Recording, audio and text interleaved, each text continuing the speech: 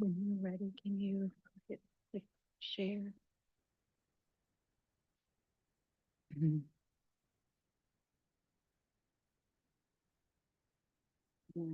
do it from here.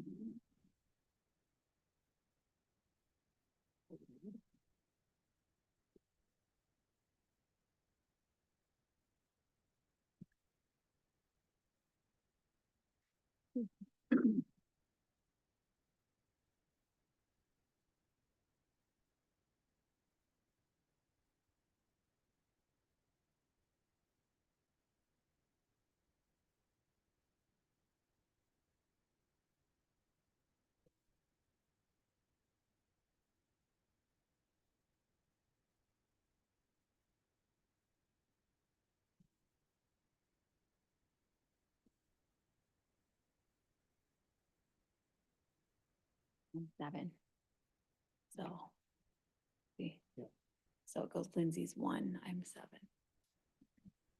We're good, John, whenever you are. Okay.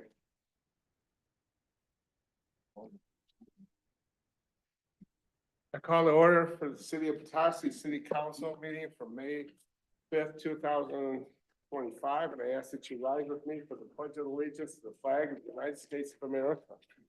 I pledge allegiance To the flag of the United States of America and to the republic for which it stands, one nation, under God, indivisible, with liberty and justice for all.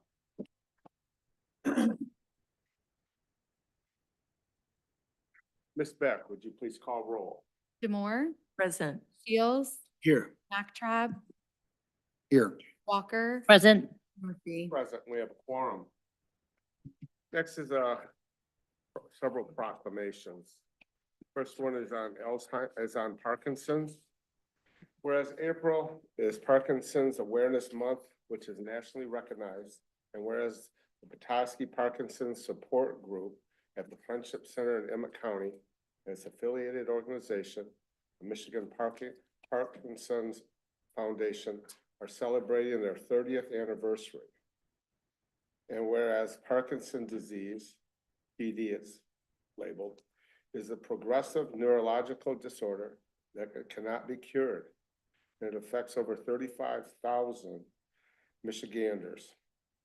Whereas Parkinson's disease, public awareness in our city and community will provide education, resources, support groups, and assistance for those who live with PD, their families and caregivers.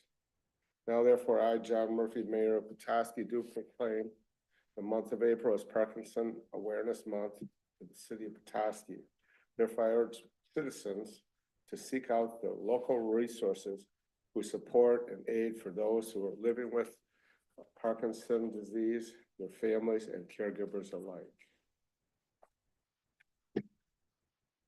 Second proclamation is one on composting awareness week, May 4th to the 10th. Whereas the Compost Research and Education Foundation, along with Canada, Australia, and the United Kingdom, and other countries have declared the first full week of May to be International Compost Awareness Week. Whereas composting is a way of returning organic resources to the soil, a means of conserving water and reducing water consumption and non-point pollution, and a proven method of decreasing erosion and dependence on chemical fertilizers. Whereas composting is an effective form of waste reduction, reuse, and recycling. And since organic materials make up approximately 30% of our waste going into landfills, composting is becoming one of the primary methods communities like the city of Petoskey can use to reach waste diversion goals. Whereas composting supports the city of Petoskey's strategic plan of sustainability in both our Livable Petoskey Master Plan as a gold level Michigan Green Communities Award winner and the state's Michigan Healthy Climate Plan to reduce 50% of the food waste going to landfills by 2030. Whereas the city of Petoskey is the first to partner with Emmett County Recycling on the collection and composting of yard waste from Sheridan Street yard waste drop-off site, and the first to host residential Give All Food a Future drop-off locations at the Petoskey Farmers Market and across from the county courthouse, creating a convenient places for residents to drop off food scrap in composting. Therefore, the city's this year's theme is Sustainable Communities Begin with Compost. Highlights the composting of all kinds of communities at there's any scale, from backyard home composting and on to farms and community composting at Hungry Hollow Garden, to medium scale facilities like the Emmett County Recyclings. To all those who recognize that many benefits of using compost on their soil, composting empowers communities to manage their own waste sustainably, create green job opportunities, and create healthy soils with locally made compost. Therefore, I, John Murphy, Mayor of Petoskey, in recognition of the efforts of the United States Composting Council, Michigan Chapter, Compost Research and Education Foundation, hereby proclaims the week of May 4th to the 10th, 2025 as International Compost Awareness Week. Lindsay, I know you're really happy about this one. I can see you smiling and taking pictures. I want to say congratulations. I know we probably would not be where we are without you and your big heart, and not just your big heart, but your big efforts. So my hat's off and I say thank you. Thank you, the city staff. We'll give her a hand for all you do. Now, our last one, it's a proclamation. It's regarding Arbor Day. Whereas in 1872, J. Sterling Morton proposed to the Nebraska Board of Education, Agriculture that a special day be set aside for the planting of trees. Whereas the holiday, called Arbor Day, was first observed with the planting of more than 1 million trees in Nebraska. And whereas Arbor Day is now observed throughout the nation and the world. And whereas trees can reduce the erosion of our precious topsoil by wind and water, lowering our heating and cooling costs, it moderates our temperature, cleans our air, produces oxygen, and provide habitat for the wildlife. Whereas trees are a remarkable resource, giving us paper, wood for our homes, fuel for our fires, and countless other wood products. And whereas trees in our city increase property value, enhance the economic vitality of businesses, areas, and beautify our community. Whereas trees, therefore, wherever they are planted, are a source of joy and spiritual renewal. Now, therefore, I, John Murphy, Mayor of Petoskey, do proclaim May 1st as Arbor Day in the city of Petoskey, and I urge all citizens to celebrate Arbor Day and to support efforts to protect our trees and our woodlands. I also urge our community citizens to plant and care for trees to gladden the heart and promote the well-being of this and future generations. There is also this Saturday at 11 o'clock or 1 o'clock at Pennsylvania Park. I hope you may want to be able to attend or bring somebody with you to celebrate Arbor Day. By the Petoskey Area Garden Club will be giving away Michigan native white pine trees. They're bare-rooted, 12 to 24 inches long, and they'll grow to 50 to 80 feet. There'll also be a representative there to discuss other parts of Arbor Day. So I hope you can attend. Again, that's from 11 to 1 this Saturday in Pennsylvania Park.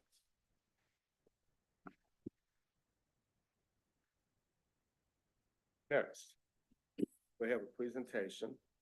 We're going to hear certified local government presentation from Haley Freiberg, representative of the Michigan State Historic Preservation Office. And we're going to turn it over to her to do a small presentation about possible certification by the city. Welcome. Thank you. Can you all hear me okay? Fine.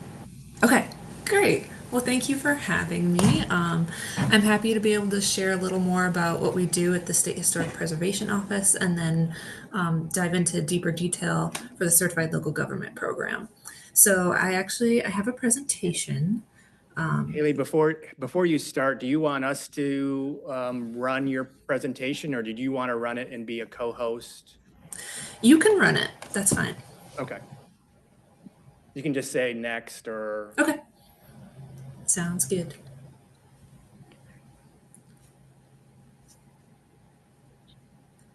That's it.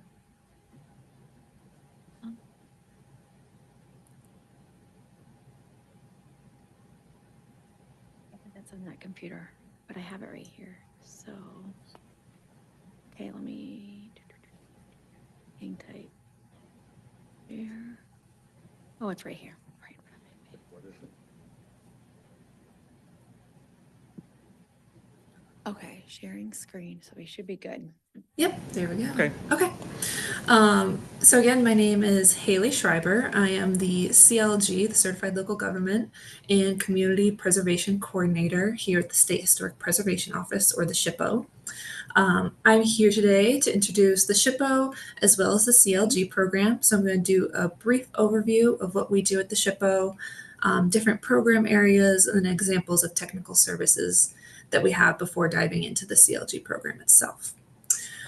So while we will review the requirements and benefits of the program, we're also going to take a deeper dive into the framework of how this can gain you access to technical assistance and pursue exclusive grant funding and build a development-friendly toolbox. So overall, the purpose of the CLG program is to provide framework to help communities establish long-term approaches to engaging historic preservation as part of their suite of options to make their communities better. And okay, we're on slide 2. Perfect. So at the SHPO, if you could go back one more. Yep. The SHPO is a division of the Michigan Economic Development Corporation, or the MEDC. And the MEDC is also the overseeing entity for the Michigan Main Street program, which you all might be more familiar with. Our purpose at the SHPO is to assist local communities in their preservation efforts. So this means aiding communities in identifying, evaluating, designating, protecting, and telling the story of Michigan's historic resources. And really our goal is to provide that on-the-ground support to communities to help them determine their goals and priorities. And this comes in the form of technical assistance, or it can be training and education. So next slide.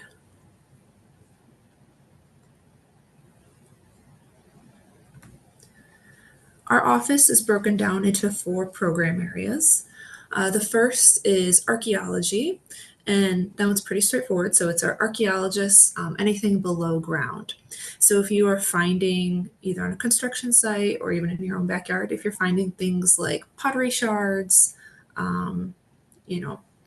anything of that nature, arrowheads, it's always a good idea to let our office know, because they do like to kind of track these things and they can answer any of your questions of what to do next. Second program area is cultural resource management and planning. So you might be more familiar with this as Section 106 or environmental review.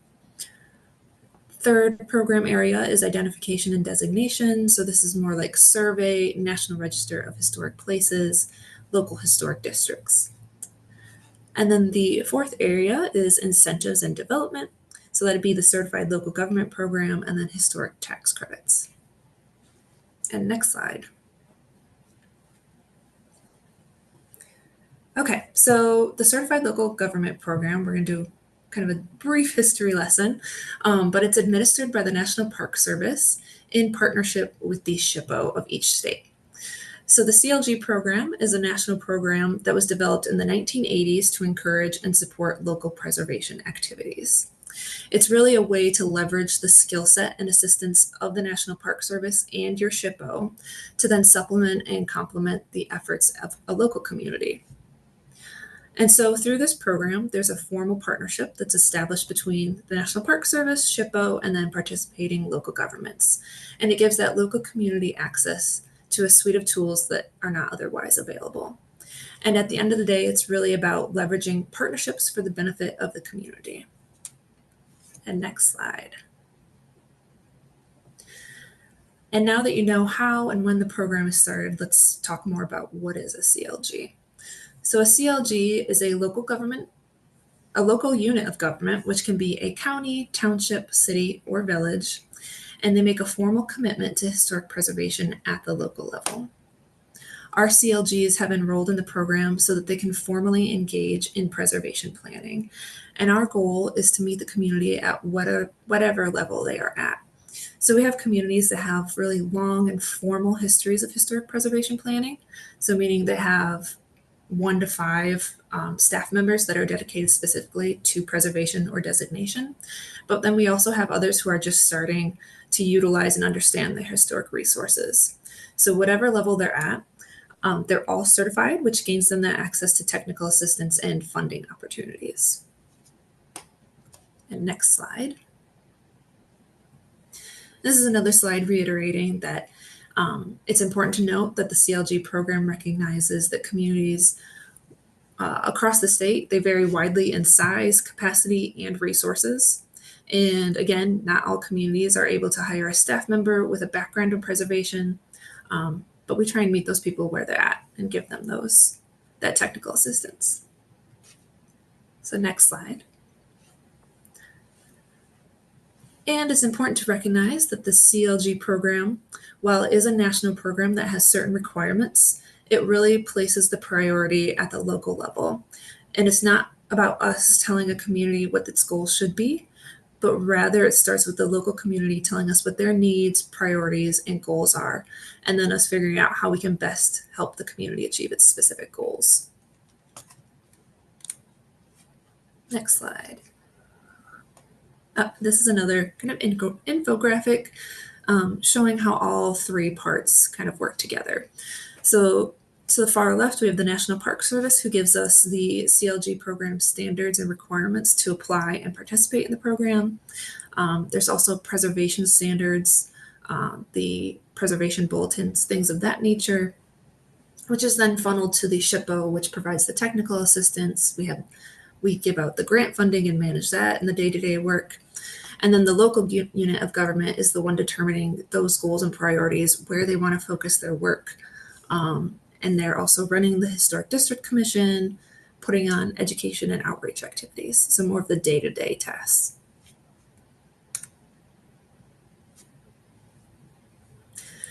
Okay, and then this is a map of our 42 participating communities. It's always fun to see what your neighbors are up to. So for you all, it looks like Charlevoix and Norwood Township would be your closest ones participating in the program. And we could really use some more Northern Michigan representation. Okay, next slide. Okay, so what are the requirements for joining the program? Like the Main Street or Redevelopment Ready programs or any other community-focused tool, there are a series of baseline requirements for communities that wish to participate in the program. In this instance, these requirements are mandated by the National Park Service, which we talked about earlier, and they are the ultimate administrator for the program. So the 5 requirements. The first is to enact and enforce a historic district ordinance. We offer a model ordinance for applicants to use. It's pretty much a Word document, which you can plug and play. We call it plug and play. You put in your information straight into the document, and the document already complies with state law.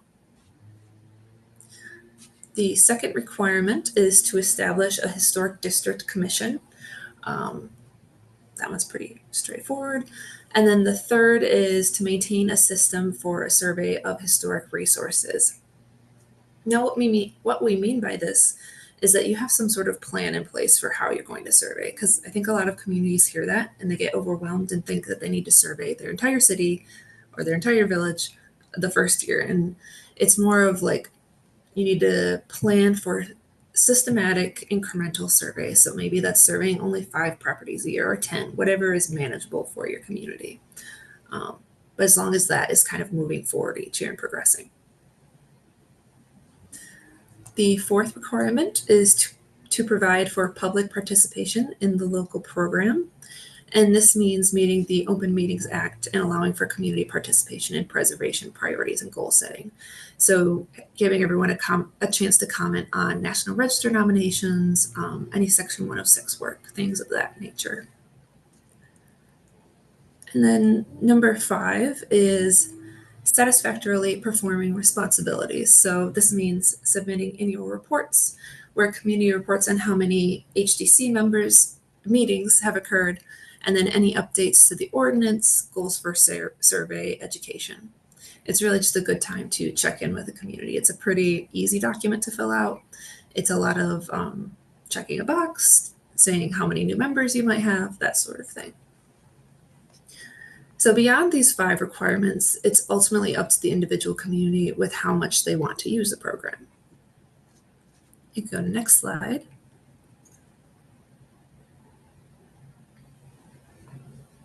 Okay, so why work to meet these requirements? Because there are these benefits. So this is sort of a cheat sheet to provide an overview of some of the program benefits and what we offer to the community that participates in the CLG program versus a community that does not. Over the last year or so, we've really been trying to refresh these benefits to incorporate more of a proactive hands-on approach that builds the capacity of our local partners. So I'm not going to go item by item on here, but some of the, I think, more important ones that grab people's attention is that when you are enrolled in the CLG program, you get access to that annual SHPO grant. So 10% of our funding goes directly to the CLG grant fund. And 42 communities can apply. I don't think I've ever gotten all 42 to apply, so there's usually 10 to 15 that compete for a range of dollars. So that can range from $10,000 to $75,000 this year. You also gain access to different workshop events, training opportunities. I put out a monthly newsletter that includes any webinars that I know that are going on across the nation or in the state.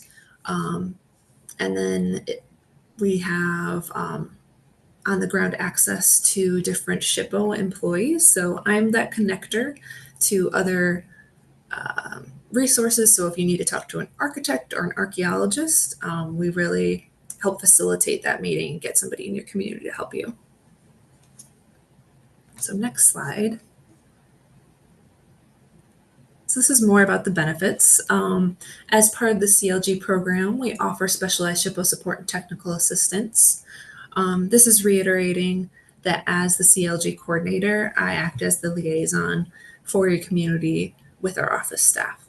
So if you're interested in something like survey planning, a community can request to meet with the SHPO survey coordinator to review those best practices, and we can help you strategize potential approaches for survey.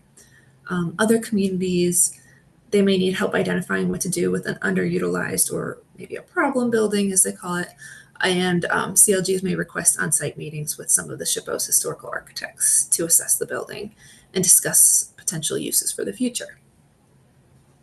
So next slide. Okay, so as part of the program, CLGs have special access to education and training materials. We also aim to provide a variety of training and outreach opportunities. So some of the examples of this include the CLG Resource Library, which includes bulletins, which you can see on the screen. We also offer manuals and other published materials for a range of topics. We also provide webinars and specialized newsletters to those CLG communities. And then depending on the year and available funding, the program has been known to provide additional financial resources for training. So for instance, this year, we have an opportunity for CLGs to apply for training and educational funding, which can be used for either a staff person or an HDC member to attend a conference or to use for a training workshop that the entire HDC can attend. So we're really trying to encourage people to participate either in statewide conferences or even nationwide, like the National Alliance for Preservation Commissions. Okay, next slide. And the subgrant program. Now, this is admittedly one of the biggest draws to the program. It's one of the few ways our office can actually give out grants like this. The other way is historic tax credits. So the CLG subgrant, we're going to first start with where this funding comes from.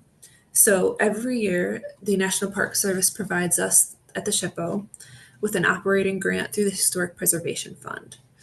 The SHPO then sets aside 10% of this federal allocation, which is then directly put into the CLG grant program. We at the SHPO then administer an annual competitive subgrant program, which applicants may receive reimbursable grant monies for approved projects.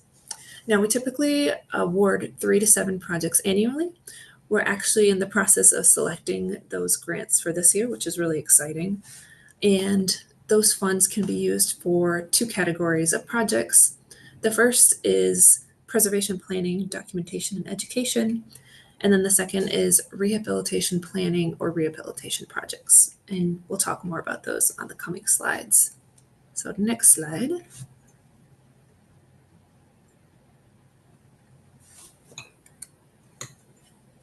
Okay. So probably your biggest question would be, what can we fund?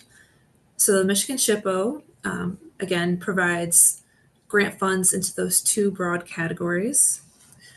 Projects can focus on preservation, planning, documentation, and education, which is that first group at the top there. And this really focuses on foundational preservation tools. So this is a great place to start if you don't know where to begin. So this is things like National Register nominations, or if you need historic context studies. There are a lot of communities that need to either write their design guidelines or they need to be updated because they're from the 1980s or 1990s, and it's just time to keep those updated. You can also use it for other educational activities like a trades workshop. So we've had some people use it for window rehabilitation or mortar and masonry workshops. So it's just, I really try and encourage people to go for these kind of foundational preservation projects in the first category. The second one is rehabilitation and rehabilitation planning projects. So these are more of the pre-development activities that help promote continued use and investment in a historic property.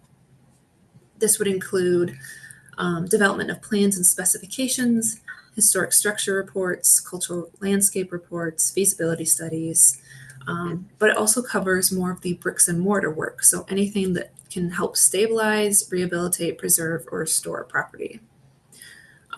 Eligible project activities must follow the Secretary of Interior standards. So these are standards that come from the National Park Service that dictate what kind of work is appropriate for rehabilitation. And next slide.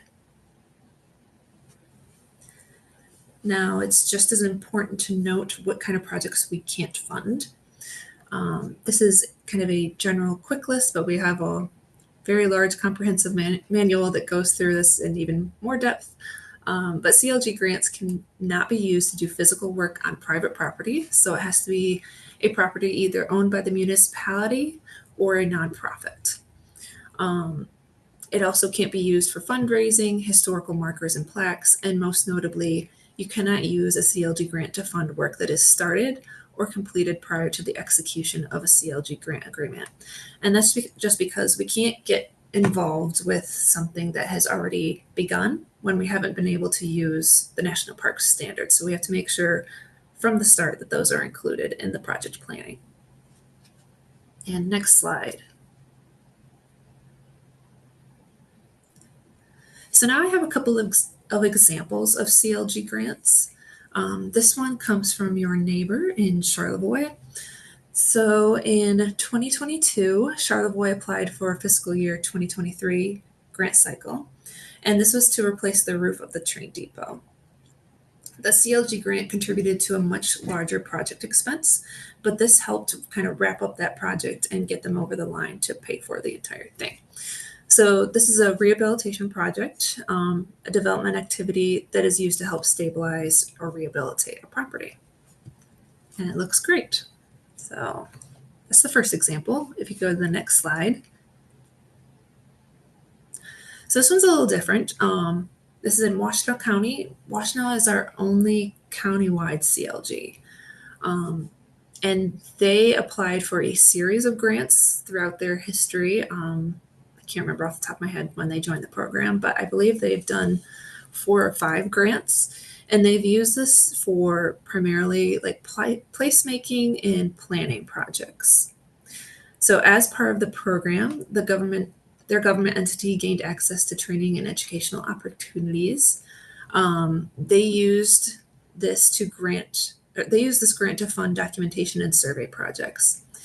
They were awarded 4 grants in which they completed thematic studies that were then used to create educational materials and heritage tourism materials. And this really allowed them to incrementally survey and inventory their historic resources, which then could facilitate educational opportunities for both tourists and locals. And not to mention, it also sparked a renewed interest in their community, which then supports the local community and the local economy and community pride. So this is just a sample from their website, which includes their women's vote story map. They have a historic or heritage foodways story map, heritage barns, and several more that are really interesting. And next slide. This is kind of a similar example from the city of Detroit. And they were able to use their CLG grants to fund a planning and documentation project. This was, again, survey work, and they were able to create the materials needed for their Michigan Modern Driving Tour, which is pretty cool. And I think it also it contributed to a bike tour, a walking tour, and GIS mapping. And next slide. If you're curious about what other projects we can fund, we have a page dedicated to that on our website. I can include a link to that afterwards if you all want to check it out. But we have all from 2003 to the present on there, if you're looking for inspiration. And next slide. Okay, so applying for the CLG program. Again, there are 5 requirements. The first 2 must be completed before you start your application. So number 1 is you must enact a historic district ordinance. And again, that's an ordinance that must meet Public Act 169, our state law for local historic districts. And we do provide a Word document that you can essentially just plug in your information and it complies with state law. If you already have one on the books, you can always send that to me and I'm happy to review it to see if it does comply with state law. Number 2 is to establish a historic district commission. So once you have those two things done, you can then contact me and we'll start the application process. So you get a little pamphlet, booklet to fill out. You complete that, send it back to me. I'll provide a review and then it will be then sent to the National Park Service to get concurrence. You can apply throughout any time of the year, and then we give an approximate timeline of 3 to 4 months to get from the beginning to the end of the process. And that can fluctuate depending on how many edits we have to go through, but 3 to 4 is the average. And next slide. All right, so going back to where we started today, the CLG program is preservation with a purpose. It's not about preservation for preservation's sake, but rather long-term approaches to engaging historic preservation as part of a suite of options that help us make our communities better. And the key to this idea is proactively planning for and leveraging historic places as valuable community goods for the future and really taking a proactive approach to making a community preservation ready. So that is queuing up places for reinvestment and revitalization through things like designated properties to the National Register of Historic Places, which makes them then eligible for federal historic tax credits. So we can go to the next slide. If you're interested in hearing more about the grant program itself, we also have a webinar on that specific thing available on our website, which I can include a link to as well. And then the final slide just has my contact info. So So at this time, I'm ready for any questions. I know that was a lot of information. Haley, I think we have some questions. Okay. Questions, so I'll ask first, Mr. Shields. Thank you, Mayor. Thank you, Haley. I was writing questions down and then I write them down, you'd answer them. So good Oh, job. great. Okay. But one left, just a clarification on what a historic district is or what it can or can't be, I guess. Can it be individual buildings identified or is a district always a zone or an area? A local historic district could be an individual resource, so one building. Multiple one buildings? Yep. It can be Thank- single one buildings. This is a one historic district building. This is a second separate historic district building. Okay, thank you. Yep. Joe. Hi, Haley. I had a question on, does the membership of the CLG for Petoskey a requirement to then apply for the historical tax credits through SHPO? You got the National Park Service, 20%, and then the state does whatever it does. Can you explain that process and how you integrate with that? Oh, yeah. So you don't necessarily have to be in the certified local government, the CLG program, to apply for tax credits. It does help because you have more of that education and information available. So you don't have to be in the program to participate, but they do have a lot of similar standards. So they're both following the Secretary of Interior's standards about rehabilitation. But to start if you want to apply for state tax credits, you can contact our architect in our office, Mara Lancaster. And let's see, I'm trying to figure out how to weave this all together. So to qualify for the tax credits, you either have to be in a local historic district and you have to be individually listed or contributing to a district, or you have to be part of a National Register listed district. And again, that's individually listed or contributing. Then you can apply for the tax credit program, either state or federal. And that applies to commercial or residential? Correct. For residential, it cannot be income producing. So Cannot there's be a what? line between it's either commercial or it's residential. I think some people income producing. So some people try and use like it's a vacation home and they want to use the tax credits, and we can't do that through the state. Any other questions? Thank you. I have three.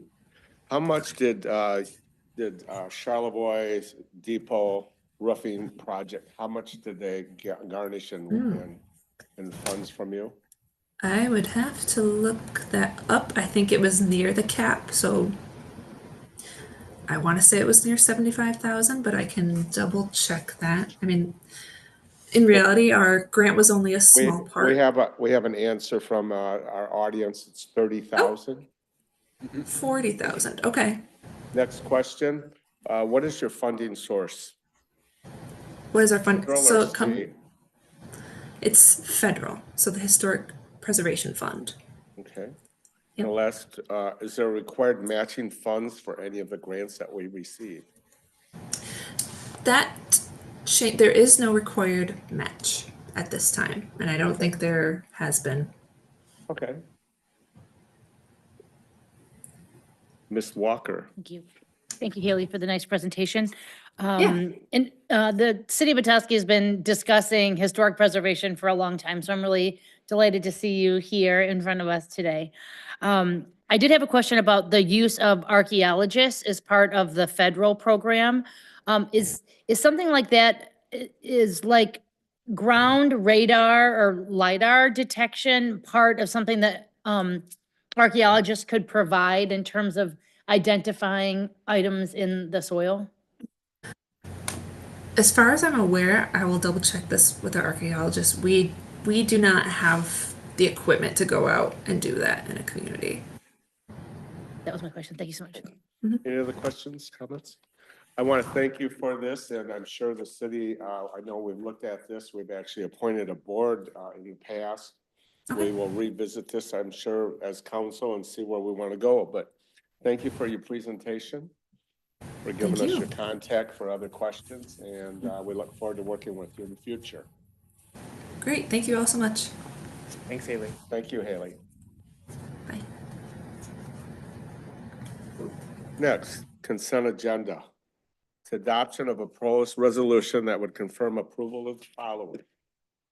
April 21st, 2025, regular session, city council meeting minutes, as well as acknowledge a receipt of a report concerning certain administrative transactions that have occurred since April 21st, 2025. I take it to council for possible questions, omissions, deletions. Ms. Walker, Thank you, Mayor. I do have some questions, if I can start with that. please. So just going to the check register on page 17. Be the first page of the check register. I did note this month that there was significant cost to landscaping companies, and I'm assuming it's part of the storm debris cleanup. So on this first page, page 17, a total of about $293,000 to David Hoffman Landscaping. And then on the preceding 2 pages, which would be page 19, there was another about $92,000 estimated to Lake Charlevoix Landscaping LLC.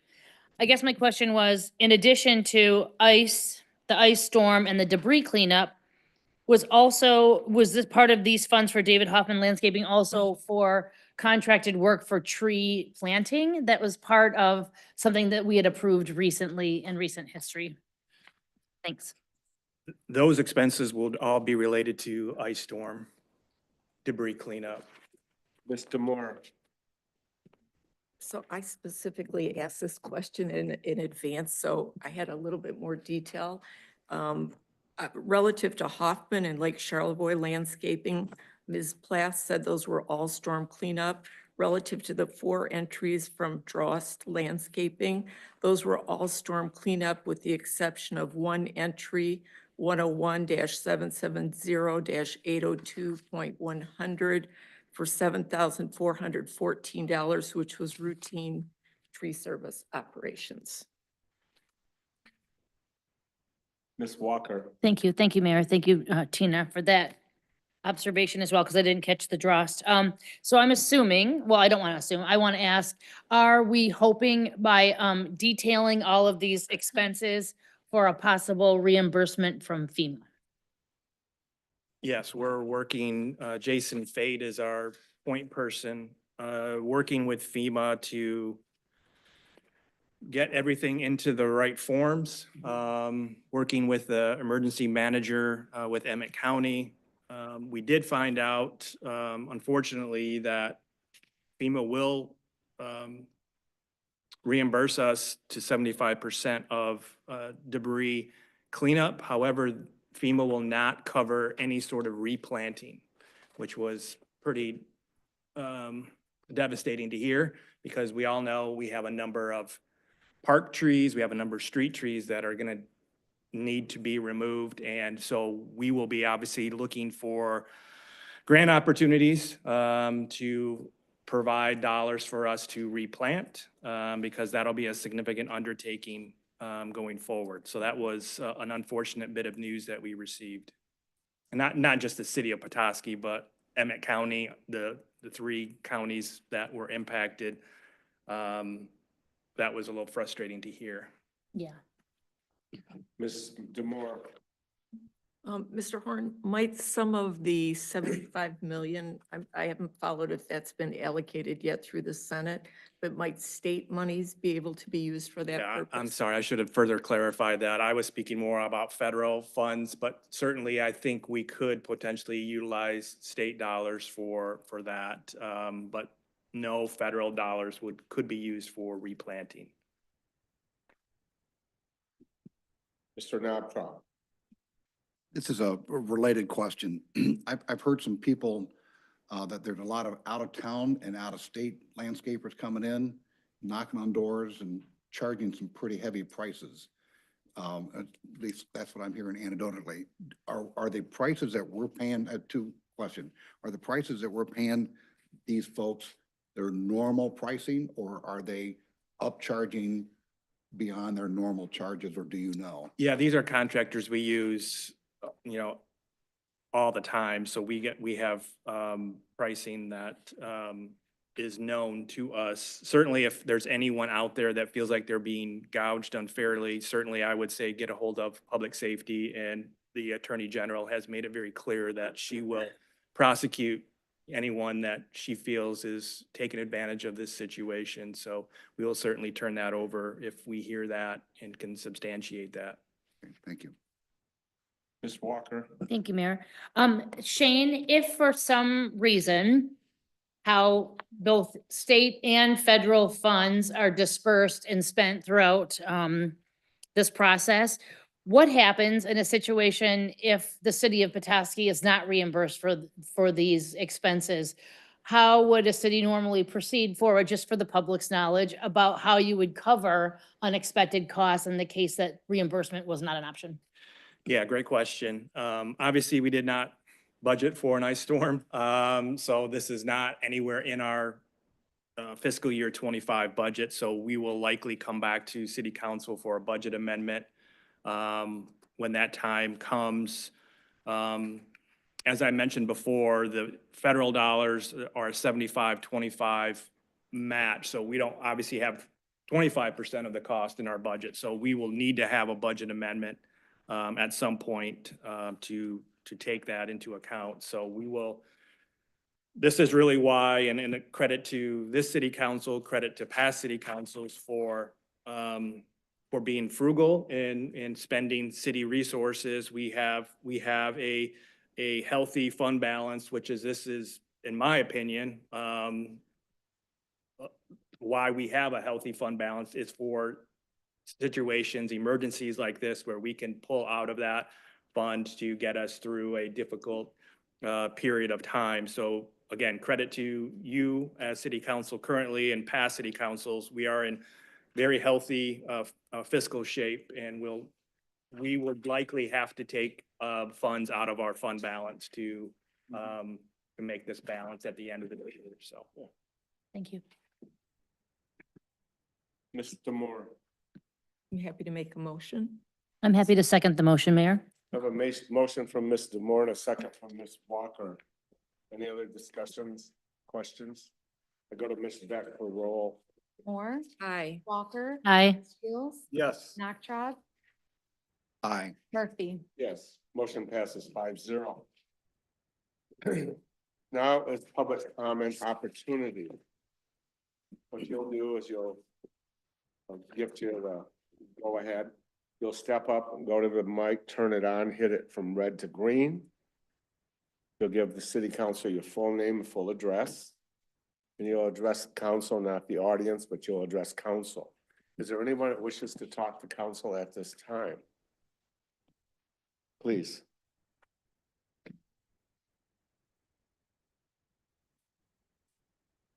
Is it on? All right. My name is Ella Johnson. My address is 2083 Woods Lane, Unit 1, Petoskey, Michigan. What, again?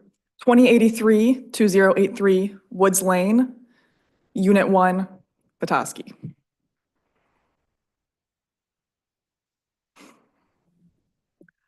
My name is Ella Johnson, and I'm a resident of Petoskey. I am here tonight because I am deeply concerned by the proposed ordinance banning overnight camping in all public spaces within city limits. On the surface, this may seem like a good way to address isolated issues, particularly down at Bayfront Park, but in reality, ordinances like this disproportionately affect the unhoused members of our community. I've seen this firsthand. When I lived in Kalamazoo, I worked closely with our unhoused neighbors, and I witnessed how a similar ordinance gave law enforcement broad discretion to criminalize people based simply for existing in public spaces. People were arrested for napping on benches or resting in the wrong place at the wrong time, and it created fear and instability for some of our most vulnerable citizens. We've seen the same kinds of ordinance passed in other Michigan cities like Grand Rapids and Kalamazoo, and they have not solved the root issues. They only push people further into the shadows.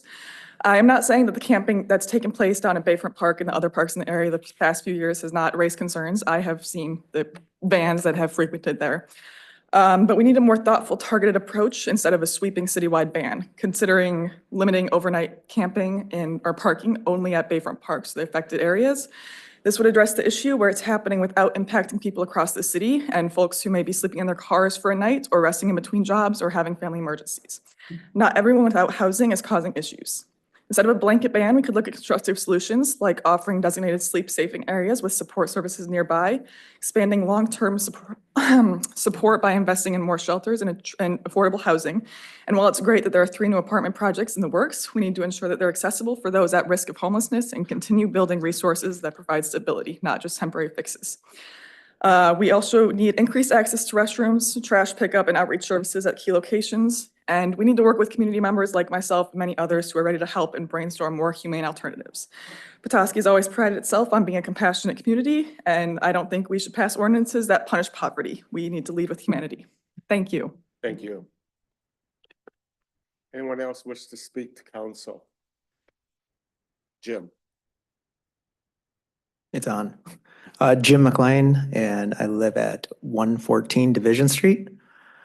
And I'm just here, I sent everybody a notice earlier today, and I just wanted to bring it to your attention that we have really a problem on our street with nuisance parking that goes well beyond the 3-hour limit. And we have tried, my wife and I have tried to effectively deal with this with the people that park in front of our house on a daily basis. And they park all day from 7 o'clock in the morning until 5 and beyond at night, which really puts us at kind of an unfair advantage where there's no way that we can ever get a spot to park in front of our house or our guests. So we're constantly kind of moving, in and out of our garage. And anyway, communication is a big part of it. When we do approach these people in a really friendly manner, we talk to them about the 3-hour limit on the streets, on the public streets, and they just aren't aware of it.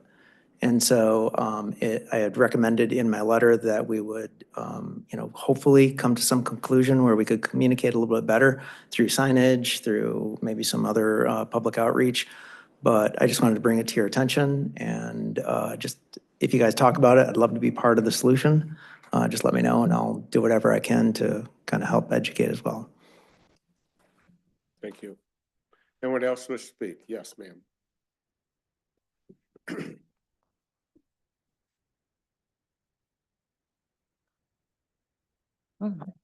Lower the mic for me. Hello, Lindsay Dotson, now living at 210 Michigan Street, right here in Petoskey. So happy about that. All right, so I am here more so as an interested citizen that knows a thing or two about certified local governments to offer my wisdom and assistance if you all would like that. With what Haley presented very thoroughly, I don't want to spend too much time talking about my experiences, but essentially some of the things that I think she could have driven home a little more pointedly include the fact that not only did Charlevoix, while I worked for the city, get money for the depot roof project, but the city hall last year got awarded over $65,000 to replace their roof. That was a phase 1, so they're going to get more money this coming grant cycle to complete that and some masonry restoration work that had to be done. Excuse me. They also do, there are a lot of perks to the program that got lost in a lot of the jargon that was being shared with you today. And essentially I can help you kind of put that into layman's terms if it's necessary. If you have additional questions, I'm happy to answer them. I've also been involved, so I was there in Charlevoix when they became a certified local government. I was a part of their application process.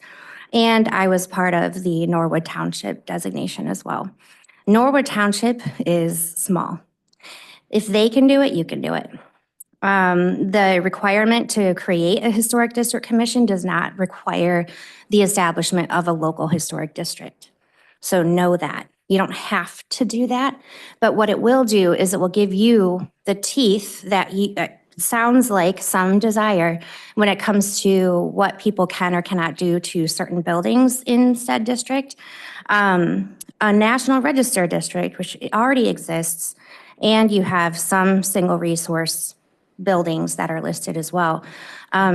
There's no regulation when it comes to that. It's, you only get the teeth when you have a local historic district. So the thing I also think is important to kind of really point out is the state law compliance piece. When you become a certified local government, you've essentially adopted an ordinance that has been through the ringer when it comes to legalities, right? And giving you the authority to tell a private property owner what they can or cannot do with their building. If you don't do this, then you don't have state protection in trying to tell people what they can do with their property. So if the desire is there, which I know depending on the conversation and I'm sure who's in the room, that is a protection that could be of high value. And not only can government-owned buildings get awarded grant dollars, but she did mention nonprofit-owned as well. And if you think about historic resources in Petoskey that are under ownership of nonprofits, that is a substantial opportunity to consider. So that is all for now, for the sake of time, but I am around and I'm so happy to help. So thanks for letting me know, Shane, that you were going to be discussing this tonight. Thanks, Lindsay. We probably will be in touch with you. Right? Yes. Anyone else wish to speak to council at this point?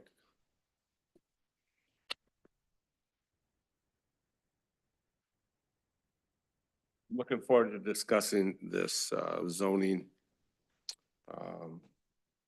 request of on camping. I think we have some good alternative, some things that can go with that will make it better for the citizens as well as those homeless people that may be, or those camping in our parks. I think we have some alternatives we can discuss. Next, it's city manager's update, and I'm going to turn it over to city manager Horn. Welcome back. Thank you, Mayor. It's good to be back. Good to be home. Thank you for that. So this being our first meeting of the month, I want to celebrate and highlight some staff birthdays and work anniversaries for the month of May. This month, April Sanders celebrates a birthday on May 4th, yesterday. Ed Smith, Parks and Rec, May 8th. Mary Beauchamp in the library, May 17th. Michael Dolan, Public Safety Officer, May 18th. Sarah Biscup in the library, May 22nd. Christine Hoff, Parks and Rec, Public Works and Planning, Administrative Support, May 23rd. And Adam Klimza, Public Safety Officer on May 23rd as well. Happy birthday to those folks. Work anniversaries this month. Adam Klimza, Public Safety, celebrates 1 year this month. Adriana Bishop, 2 years in the Finance Department. Tony Belmonte, our Code Enforcement Officer, 2 years. Alexis Peacock, Public Safety Officer, 3 years. Audrey Plath, our Finance Director, 10 years this month.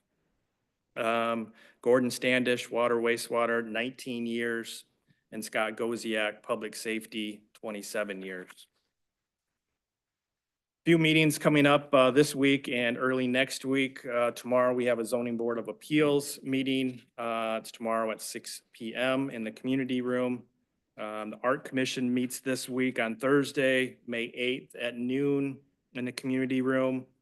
Parks and Recreation Commission will be meeting next Monday. That's May 12th at 6 p.m.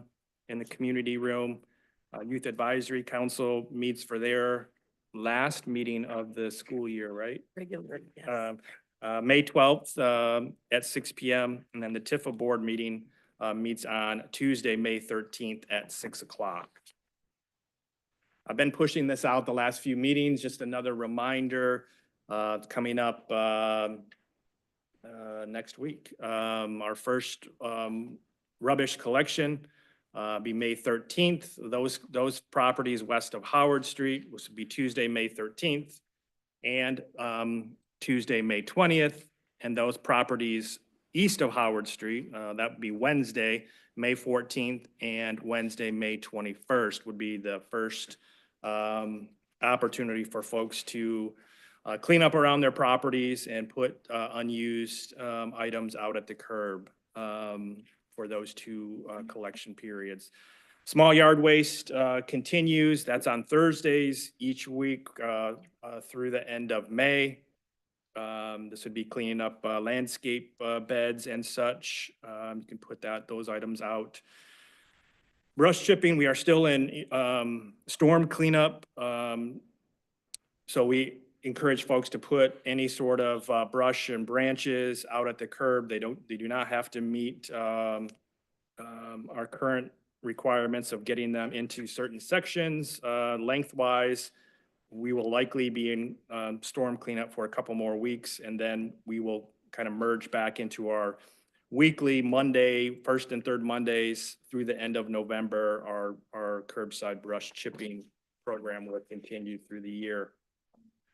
Wanted to take this time to kind of highlight the latest update to our spring construction projects. We have a number of projects, as we all know, if you've been in and around the community, a lot of projects underway. We have a very, as I mentioned before, very short construction season because we want to be as buttoned up as possible come June.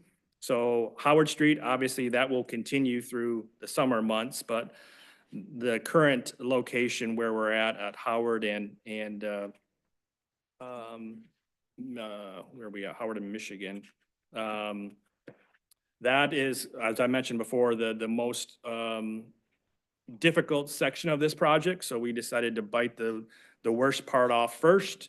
So we're going from State Street to Grove. So we're in the intersection right now, Howard and State. So the sanitary sewers complete, the water main in State Street intersection has been installed, tested, and the connection to the distribution system is in process. The storm sewer work has started. It should be completed by midweek. By the end of this week, all utility work within the Howard State Street intersection should be completed, and we will be prepping for curb and sidewalk shortly thereafter. Pennsylvania Park, this is the Park Avenue project. We broke this up into two phases. So phase one would be from East Lake Street to essentially to the chamber building, if you will. All storm sewer and under drain is completed. Light pole bases and conduit have been installed. The concrete seat wall is complete and most of the flat work has been formed.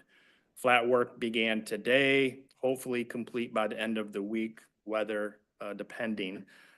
Irrigation and light poles to be installed after concrete and then prior to sodding. So that project is proceeding as well. Phase two of that project would be from Bay Street to East Lake Street.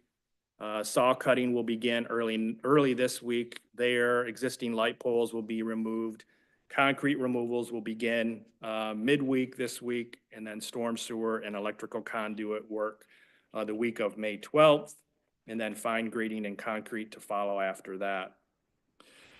So those, I'll mention that here shortly. The next project is Bayfront Arboretum Trail. This is replacing the asphalt with concrete section to go from really the turnaround bathrooms to Bay Country Sports area.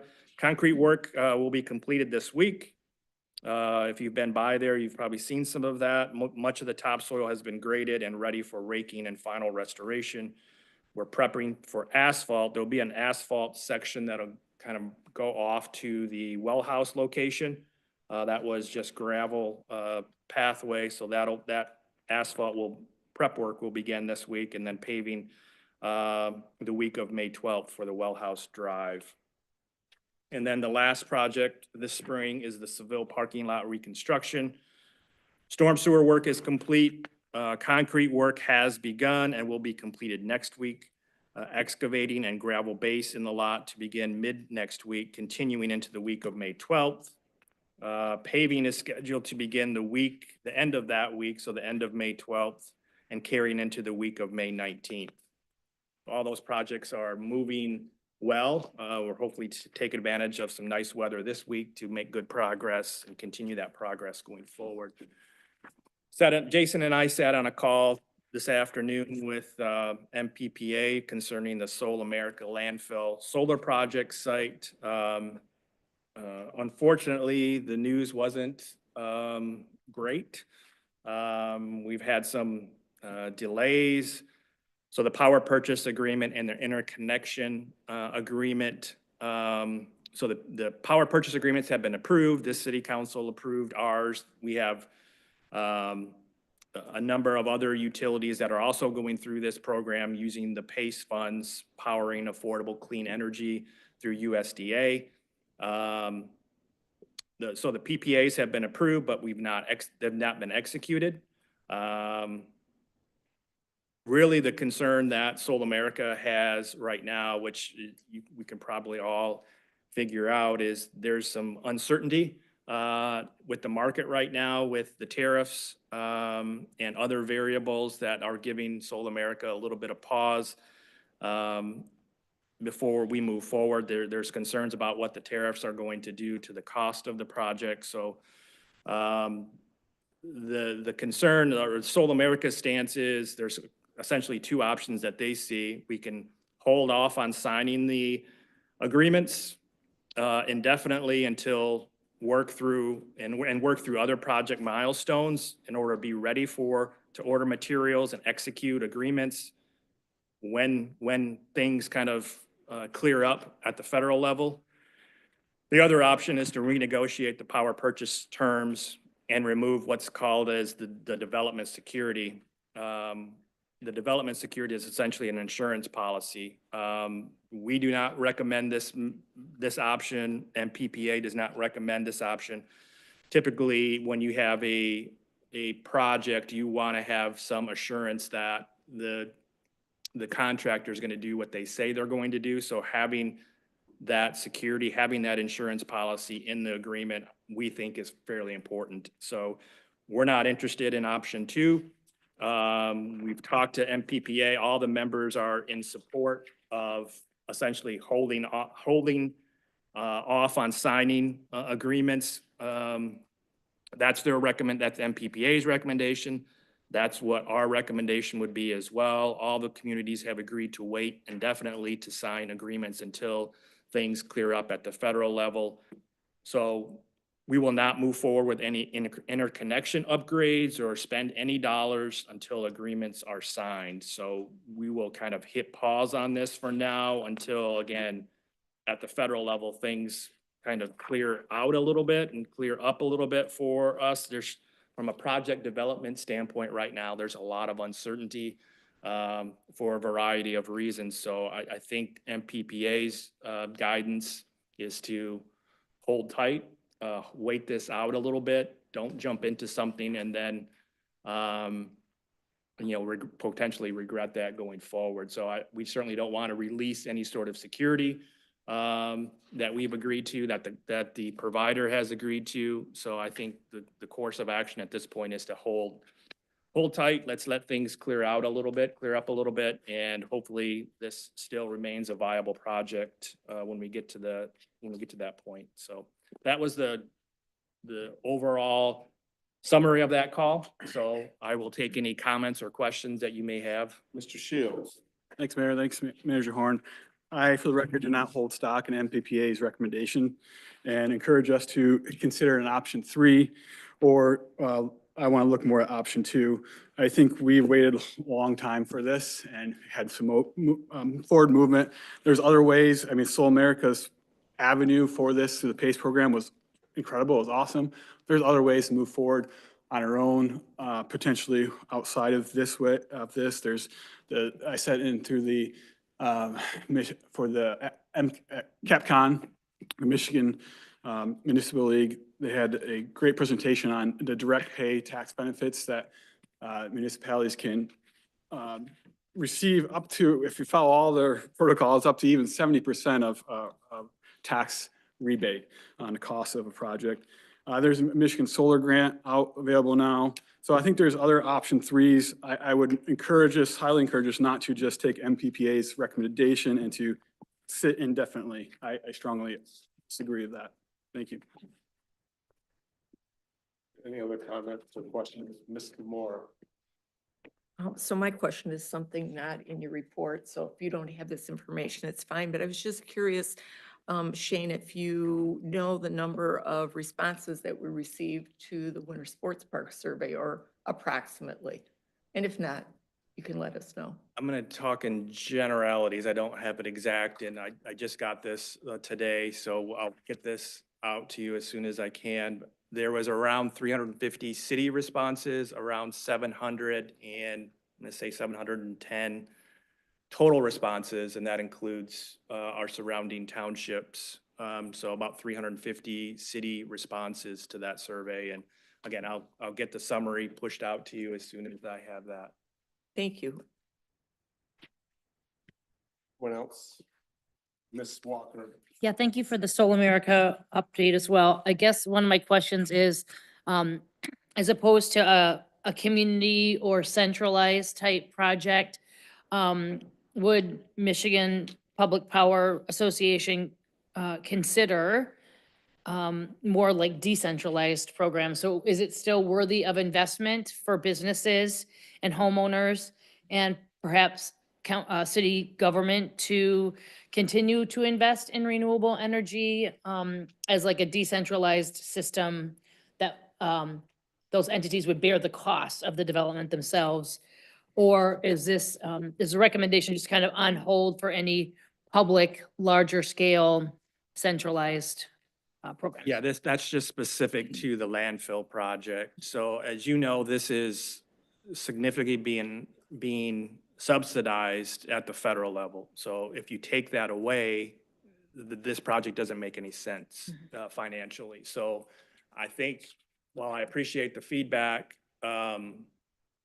we're not going to have access to these federal dollars. That program, the PACE program, was not impacted by the federal oversight, if you will, to this point. Those funds are still in place. It's just a matter of working through the timing, making sure that when is the best time. The panels themselves are US made, they're made in America. So that's not an issue, but there are components to the system that are not. So those would be subject to the tariffs. So again, I think MPPA is having bi-weekly meetings with Soul America. So I'm hoping that there's some good movement on this. So there's not a lot of delay, but the way it stands right now, their recommendation is not to sign and execute those agreements. Okay. Anyone else? Being none. We'll now move to appointments. There are a few. We will start with. First one I bring forward to council in order is Gordy Borland. He's on the compensation board. He's chaired that board since it started, which was 4 years ago, I believe. I'm bringing his name forward. He has experience on the commission and has served as the chair, and I bring it forward to you. So moved. Second the motion. A motion from Ms. Demore and a second from Mr. Shields. Any questions, comments, discussion? I go to Ms. Beck for roll. Demore, Aye. Shields. Yes. Knocktron. Aye. Walker. Aye. Yes, motion passes 5-0 for Mr. Borland. Next, I bring to you Gary Hunter. Gary Hunter has been chair of the TIF board. He has served on the TIF board for quite a few years. Long time. He's the vice president of the youth soccer and has served as tournament director for many years on their big tournaments in the spring and the fall that bring in 90 to up to 120 teams to our area. So he's very well versed on organization as well as he's been the chair. Actually, he's the longest serving person on a board in Petoskey by 20 years. Really? Almost more. He's, so I bring his name forward to you. Mayor, I'd be happy to make a motion to reappoint Gary Hunter to a 4-year term ending April 2029 to the TIFA board. I'd second that. I have a motion from Ms. Walker, a second from Mr. Knobtrop. Any other discussion? I go to Ms. Beck for roll. Walker, Yay. Naktrab, Right. Shields. Yes. Demore, Aye. Murphy. Yes. Next, I bring to you Patricia Hennigy, who's lived in Petoskey for 35, 40 years, down here, 3 doors down from the council. She's been on the Salvation Army Board and Marketing Committee. It's Charlevoix Chamber of Commerce Board, had a business in Charlevoix for years. She was the head of the Downtown Management Committee. She's lived here in Petoskey 43 years. States she wanted to participate in city government for many years, understands the need of the rules to maintain character of the city, as well as utilize her skills to discuss and analyze matters that come before that board. I will clarify that she is a close friend of mine. We do not live together. She has her own home. She has her own mind, and if you know her, you'll know that she has her own mind. So yes, I have been dating her for a while, and so I bring her name forward. Ms. Walker. Thank you, Mayor. Can I ask, so for Pat's appointment, this is because there's a vacancy on the Tifa board, or excuse me, on the zoning board of appeals? There is Chris Hendricks determined he did not want to reapply, Okay, thank you. so she would be replacing him. Mr. Shields. Make a motion to approve. I'll second the motion, Mayor. I have a motion from Mr. Shields, a second from Ms. Walker. Any other discussion or questions from council? I go to Ms. Beck for roll. Shields. Yes. Walker, Aye. Demore, Aye. Naktrab, Aye. Murphy. Yes. Motion passes 5-0. Next is Robert Scott Morrison. He has previously served on the board. He's willing to come back and serve, continue serving at this point.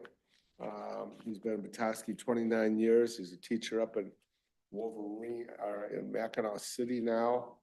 He's a coach as well. And he would like to continue to serve on the ZBA. So moved. A motion from Ms. Demore. Second from Mr. Second. Shields. Any other discussion? I go to. I had a quick question. Sure. Is he the current chairman? No, Mr. Hendricks was. Chris Hendricks was. Yeah, he's.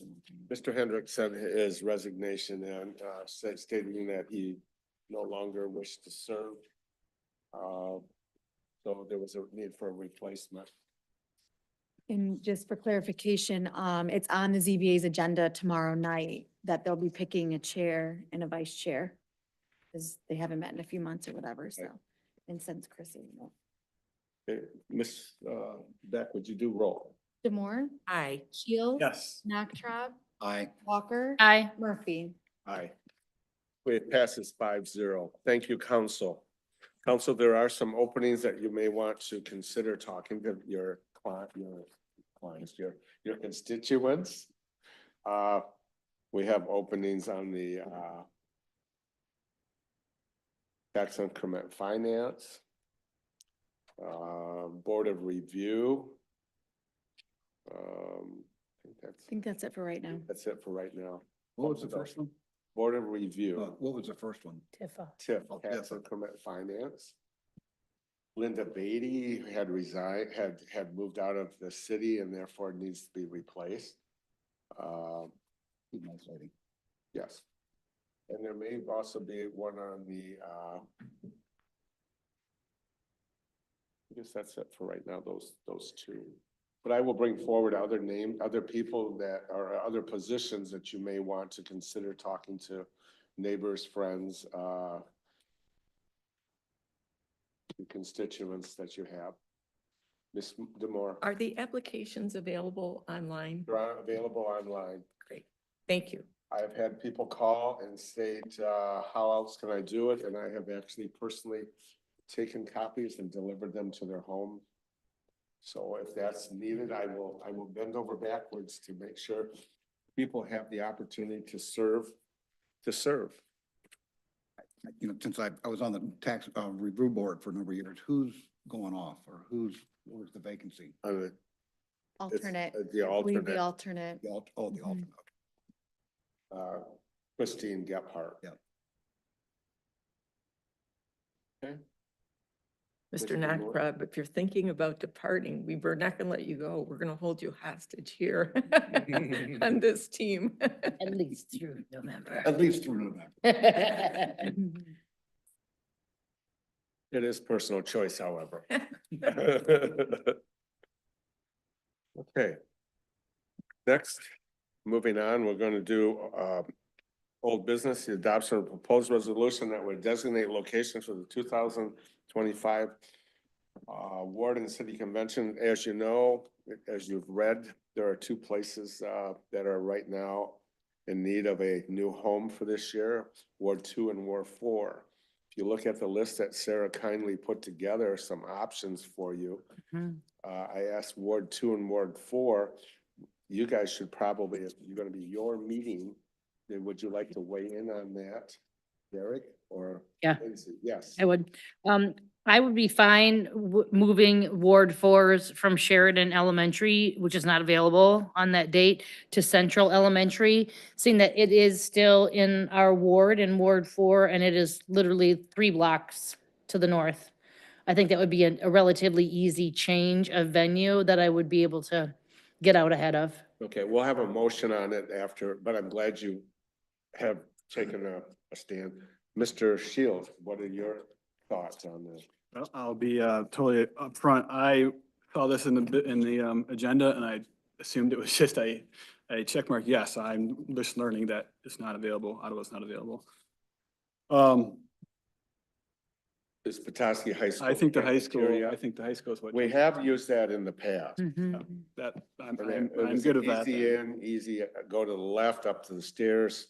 That was our Ward 2 meeting prior to the Ottawa. And I know a lot of Ward 2 members walk to this meeting and that's very walkable as well. So, okay. Good luck. So do I have a motion to adopt the 2 changes to this? Ms. Walker, I'll be happy to make a motion, Mayor, for the ward conventions being hosted for Ward 4 to Central Elementary Cafeteria and for Ward 2 to Petoskey High School Cafeteria. do I have a second? I second the motion. I think that's very appropriate, Mr. Shields. So I have a motion from Ms. Walker and a second from Mr. Shields. Any other discussion? People, audience, do you wish to weigh in on this motion? No. I go to Ms. Beck for roll. Walker, Aye. Shields. Yes. Naktrab, Aye. Demore, Aye.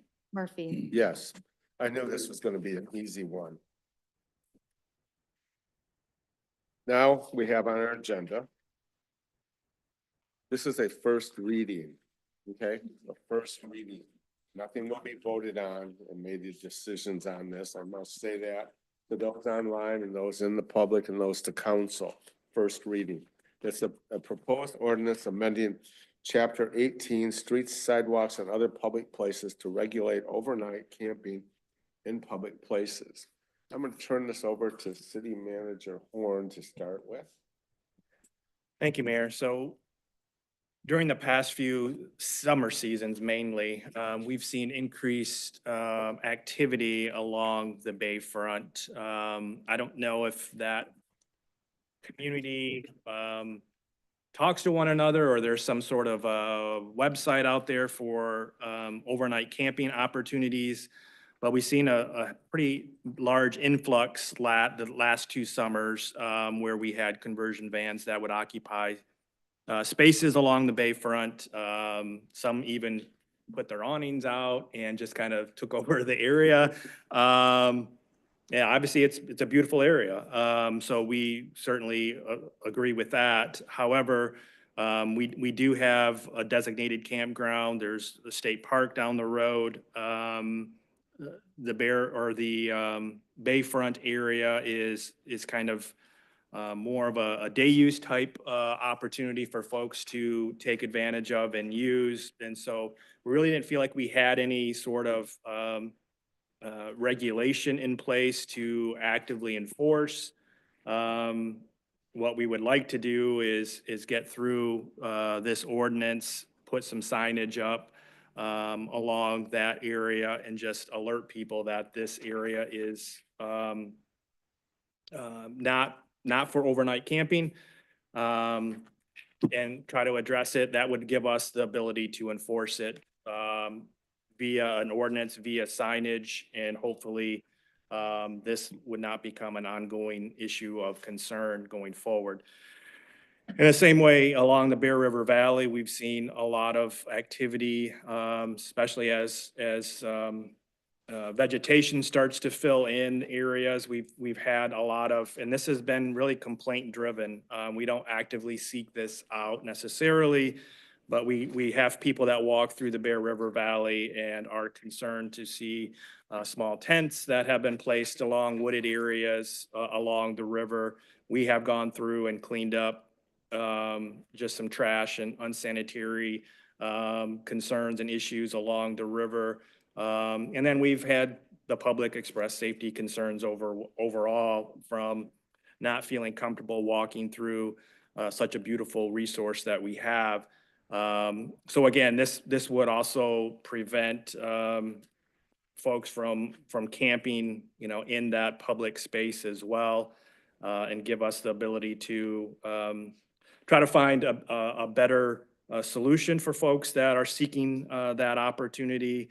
Get them access to resources, community resources that we can assist with, and hopefully it becomes an area that people can really take advantage of. And we've spent a lot of time and resources making it such a beautiful facility, and we want to make sure people are comfortable walking through there and enjoying that as well. So one thing that we did talk about as staff just today, actually, because there was some concerns about the ordinance regulating overnight camping, and then having the definition of overnight being between 11 p.m. and 7 a.m. So there was concern about, well, what happens in the time outside of that? And so one recommendation is to just eliminate the word overnight and just say regulate camping in public places, remove the overnight definition. That might be something to clarify this as you review it. This has been put together by our city attorney with staff input as well. Like as the mayor said, this is just for first reading and discussion, so we will take your feedback and input and adjust accordingly. So I certainly value your input and questions at this point. I have several questions and 2 comments. I think that would address it, but I think council may have other questions for Mr. Moore. No? Okay. Ms. Walker. Thank you, Mayor. So I just, for clarification, first of all, the agenda memo, the cover letter here, was quoted for section 18-6B. And there was the word accept was not inserted there. So reading this here, that was a little confusing, but then I referred back to the actual language here, and no person may camp overnight in city property except an area specifically designated by the city for camping purposes. Thank you. I had to read through that. No, it's okay. And so this does not apply, this prohibition does not apply to parking lots or spaces where overnight parking is authorized by the city under Chapter 21, Article 3 of the City Code of Ordinances. So long as the vehicle fits within the designated parking lines and no tents, equipment, or personal property are placed outside of the vehicle. So this is to say, if a vehicle is parked in a public parking space, that as long as the vehicle is contained within those parking lines or the van or whatever it may be, a person is welcome to sleep in their vehicle overnight inside of their vehicle, but with no extremities, like nothing peripheral, no canopies, no tents, outside of the lines. A lead up to that question is they're allowed to park on any street? Like, Right, Article 3. I didn't need clarification on that. So you're staying overnight? Or She's asking. Oh, I'm sorry. So it says, this prohibition does not apply to, point one. Parking lots or spaces where overnight parking is authorized by the city under chapter 21. So long as. All right, stop. Go for that one. So that does not mean you can park on Lake Street, Michigan Street. That means that you cannot park there. You have to park in an authorized parking overnight spot such as the Darling Lot, correct? I mean, yeah, so I don't want to speak for Shane, but chapter 21 is traffic and motor vehicles, article 3, parking, stopping and standing. So there is a lot of code within there talking like curb lawn and or parkway. So like if you think about in front of like a residential home on the street. No go. That's a no-go or it is a go? That's a no-go. This is saying. No, it's saying it, the Right. prohibition, meaning it does not apply to chapter correct. 21. Right. So chapter 21, whatever it's stated. As long as it's not a boat with a trailer that's taking up multiple spaces. But yet we have the 3-hour limit parking in front of a residence, correct? That's That's that your- designated area. Yeah, that's your own area. Like if you're Right. a property owner and somebody parks in front of your house, You can call. you it can in. call and file a complaint. All right. Mr. Nartar. Okay, I think this is a really interesting ordinance and I'm an avid RV guy. And so I kind of get separating the homeless type or people that are in distress. This is very attractive for people to kind of come to Petoskey. So I'm trying to understand where, it seems to me that we need to have a clear understanding of where it is permitted. Because listening to you, I'm really confused and are we gonna open up a Pandora's box if we don't have that clearly identified? May I? Ms. Walker. So from when I was reading this and I was understanding that, for example, if a conversion van pulled into town at like 11:30 at night and parked at Bayfront within the parking lanes, and that person was contained within their vehicle, that they would be allowed to stay there overnight because their van or their vehicle is parked in the lanes and they could sleep there overnight because that's a No. designated parking area. That's not a designated parking. Yeah, that's what we're trying to avoid, that scenario right there. So you gotta really outline what is chapter 21. Mr. Moore. I just am going to concur with Mr. Nachtrab. We have to be very clear in understanding the C1 provision. You know, what specifically are these parking lots or spaces that are authorized for overnight parking under Chapter 21, Article 3? Correct. That's number one. And then number two is, I did raise this issue about the reference to overnight parking. I'm not taking a position one way or the other, but if you do leave that in there, you're essentially allowing it from 8 a.m. to 10 p.m. And I don't know if that's what we want or if that's within the bandwidth of enforcement. So I'm just putting that out there on everybody's radar. Mr. Shields. Thanks, Mayor. Switching gears a little bit to, this is 18.6-E or letter E. When it talks about prior to enforcement, city personnel of law enforcement shall, where feasible and appropriate, offer information to affected individuals about shelters, et cetera. How robust is the plan and what are the resources already in place? And what efforts are underway to grow those resources? If Director Carr was here, I would ask him this question. What is the answer right here that a affected person would get when approached by a public safety officer? I think it would just be an education process that this is not an area for overnight parking, and we would give them a list of resources that they could use. What are those resources? I can get those to you. I don't have them in front of me right now, but we do have, I see do everybody have- shaking their head wanting to know what the resources are. Okay. So I can get that to you. that'll be easy. Mr. Moore, I would say resources and process in follow-up to Councilperson Shields. Yeah, I don't know that there's one size fits all answer to this, but, some examples of, I guess, some examples of what is the process, I guess is that what you want to know? Mayor, Mr. Shields? I have a prepared statement. I'm gonna, maybe it's just time to read that now, if that's, I mean, unless you wanted to have some more discussion. I have a prepared statement I was gonna read that kind Is of, that about the parking or about homeless? it is, I am not separate, yeah, it is, I'm not, no, I haven't pulled it apart, so it is about it all. It's a citywide ordinance, so it definitely is focused on homelessness. And I have two things that I'd like to say about it. I guess you guys have spoke. I have two things that I think the city needs to do regarding this situation. Let me open it up.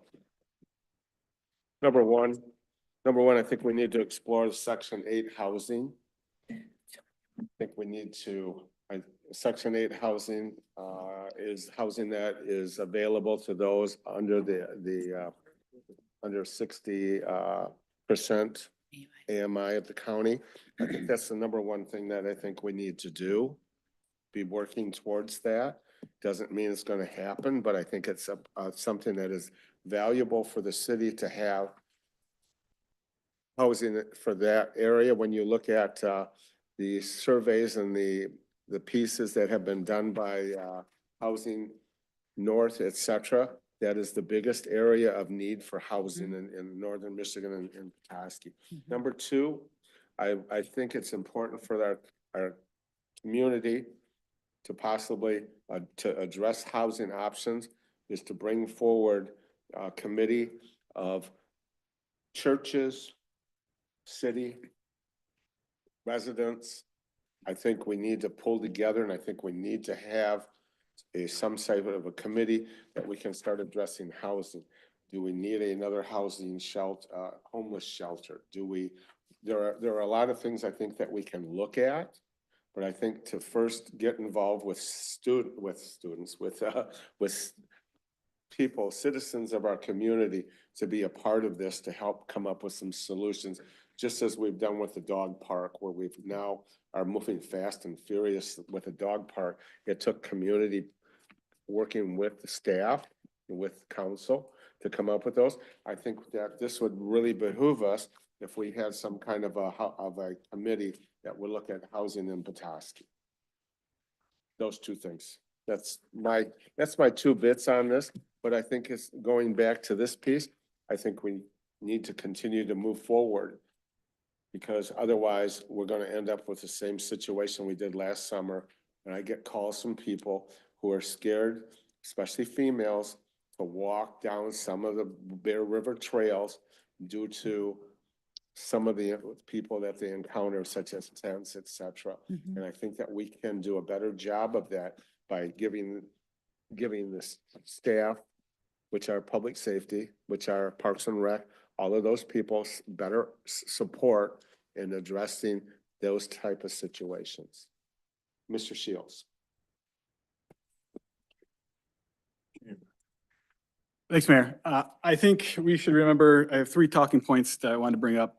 First one is, many of us, and I'll back up again. Yeah, I see this ordinance and I think it could be separated out from the RVs, the homelessness, and we could have that discussion. But as a citywide ordinance, I choose not to separate those out. So many of us don't want to pick a side, and no one wants to see homelessness in our streets and public parks.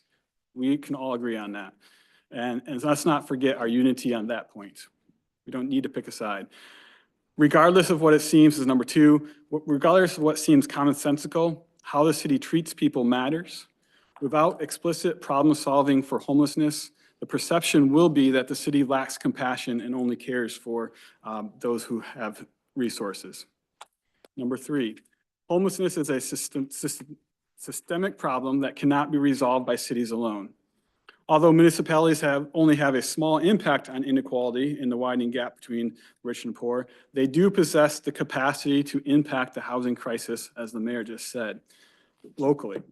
I firmly believe that the most potent instrument at our disposal to tackle local homelessness and the housing problem in the long term, are the amendments to our zoning code that we are currently undertaking and looking at.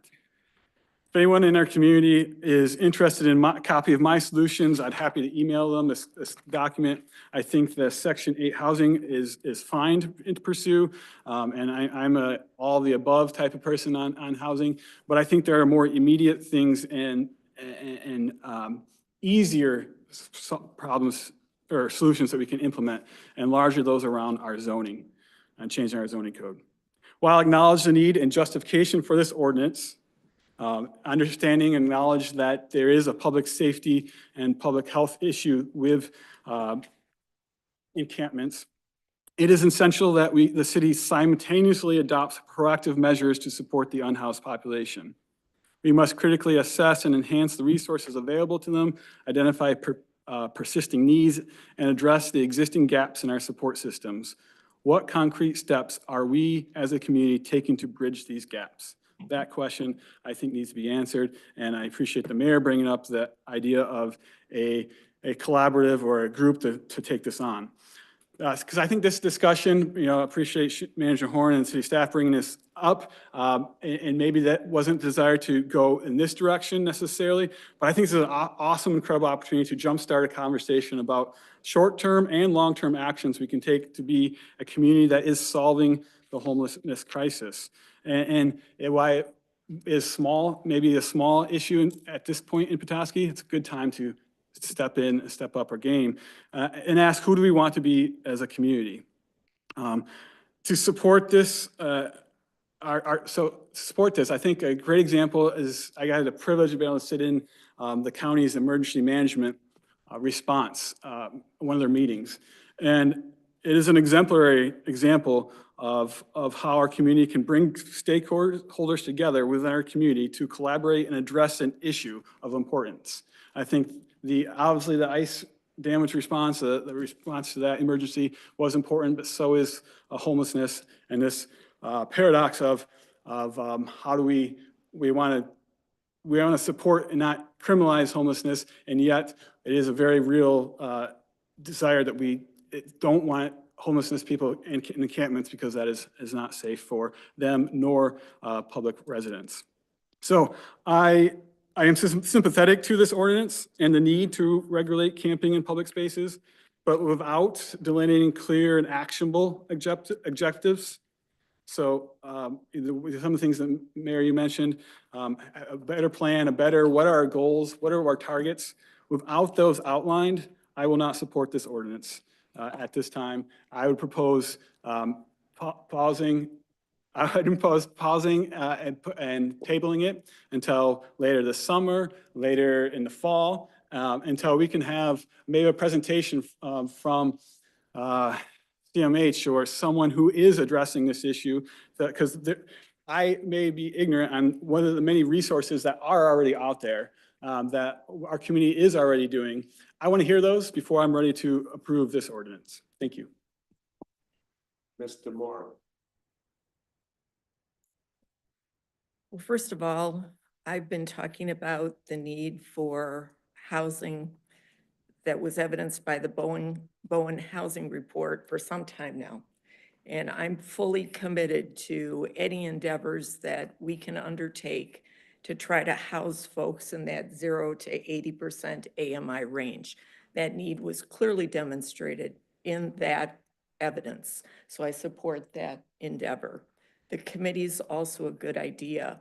I would say, to the extent that this applies to unhoused persons, we definitely need a better solution than folks simply landing in random locations. So whether this is, as it should be, or if we should look at it some more, I don't think delaying is a good idea. I think we do need to do some immediate problem solving with the understanding that things like Housing for 0 to 80 AMI committees may take longer to reach an outcome. Thank you. Ms. Walker. Thank you, Mayor. Thank you, Derek, for your comments as well as Tina's. So Section 8 housing is a CDBG, Community Development Block Grant, and those funds are brought through the federal government, through the state.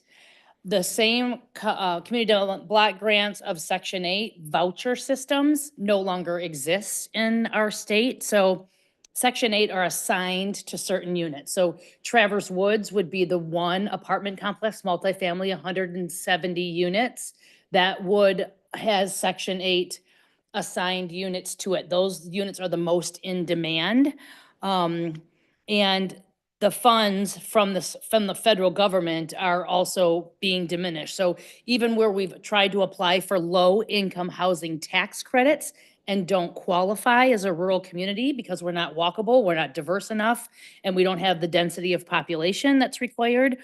I also know that these funds are also going to be on the proverbial chopping block for our federal government. So I think solutions are oftentimes locally driven solutions. So I've served on the Northern Michigan Community Action Agency Board for the past 12 years, and the Coalition to End Homelessness and the NMCAA in Traverse City have worked really hard with the populations there to address their housing and homelessness crisis.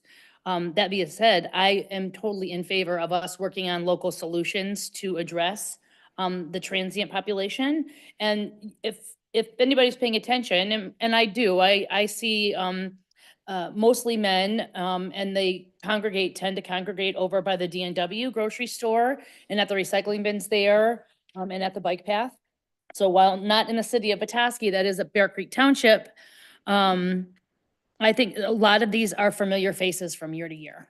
These are people that have been struggling with housing and the whole onion of issues, both mental health issues, poverty, homelessness, in one. And so these individuals are attending the soup kitchens, and those events are very well published amongst the community, and you can go and have a meal at a different place.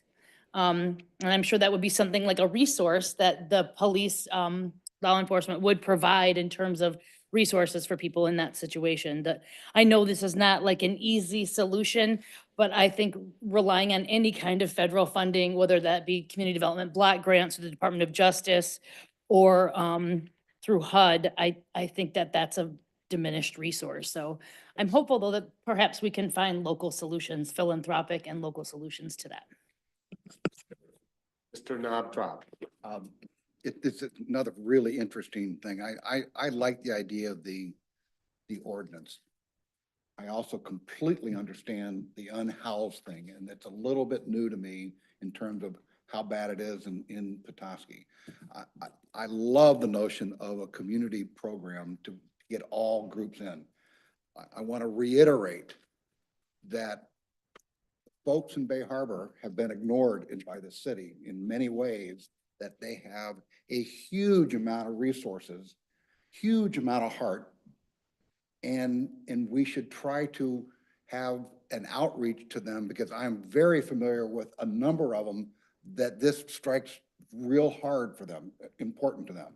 I know they put money behind it, so I think that we're missing this resource that is half your tax base, and there's a lot of people there that care a lot. They might not be voters, but they care a lot about this community and have the ability to support it. So I would encourage us to, if we do this, don't look in your own little city of Petoskey group of people and try to have an outreach to the Bay Harbor.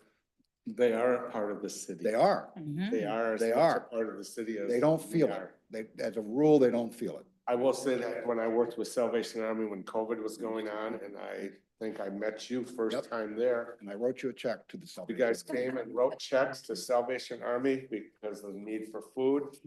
I was delivering food for them for a couple years there, and Bay Harbor people stepped up to the plate with funds. I think we can we go slow to get it right. And stuff like this is not something that's gonna be taken care of overnight. But I think you gotta start somewhere. I think that we need to include everybody from the people that live on Emmett Street to the people that live on Lake Street, to the people that live on Bay Harbor, to everybody in this community is affected by homelessness in some way. You may not, maybe it isn't every day, but there will be something in your life that you will encounter that will get you either feeling about it, seeing it, experiencing it. So I think it's very important for us to pull this together as a community and city council helping to lead the way to start addressing it as a group. Mr. Moore. So just two postscripts to this discussion. One, I think locally thinking outside the box is what a lot of communities have done with repurposing empty strip malls, et cetera, into housing options. So I think that's something we should at least have our radar open for. Second of all, as far as funding, I think we should be reaching out to our legislators because there's a lot of groupthink around funding 80 to 120, the missing middle. Nothing wrong with that. However, that kind of funding, that kind of incentives should be directed to the community evidence-based needs. And so here, again, this is the long game, not a short game, but to reach out to legislators to say, hey, the need in our community is 0 to 80%. How about those incentives being directed in that way, which would help with the federal funding issue that you raised? Thank you. Anything else? I support this. I think we have to take and do some doctoring of this amendment, this ordinance. I think we still have to do some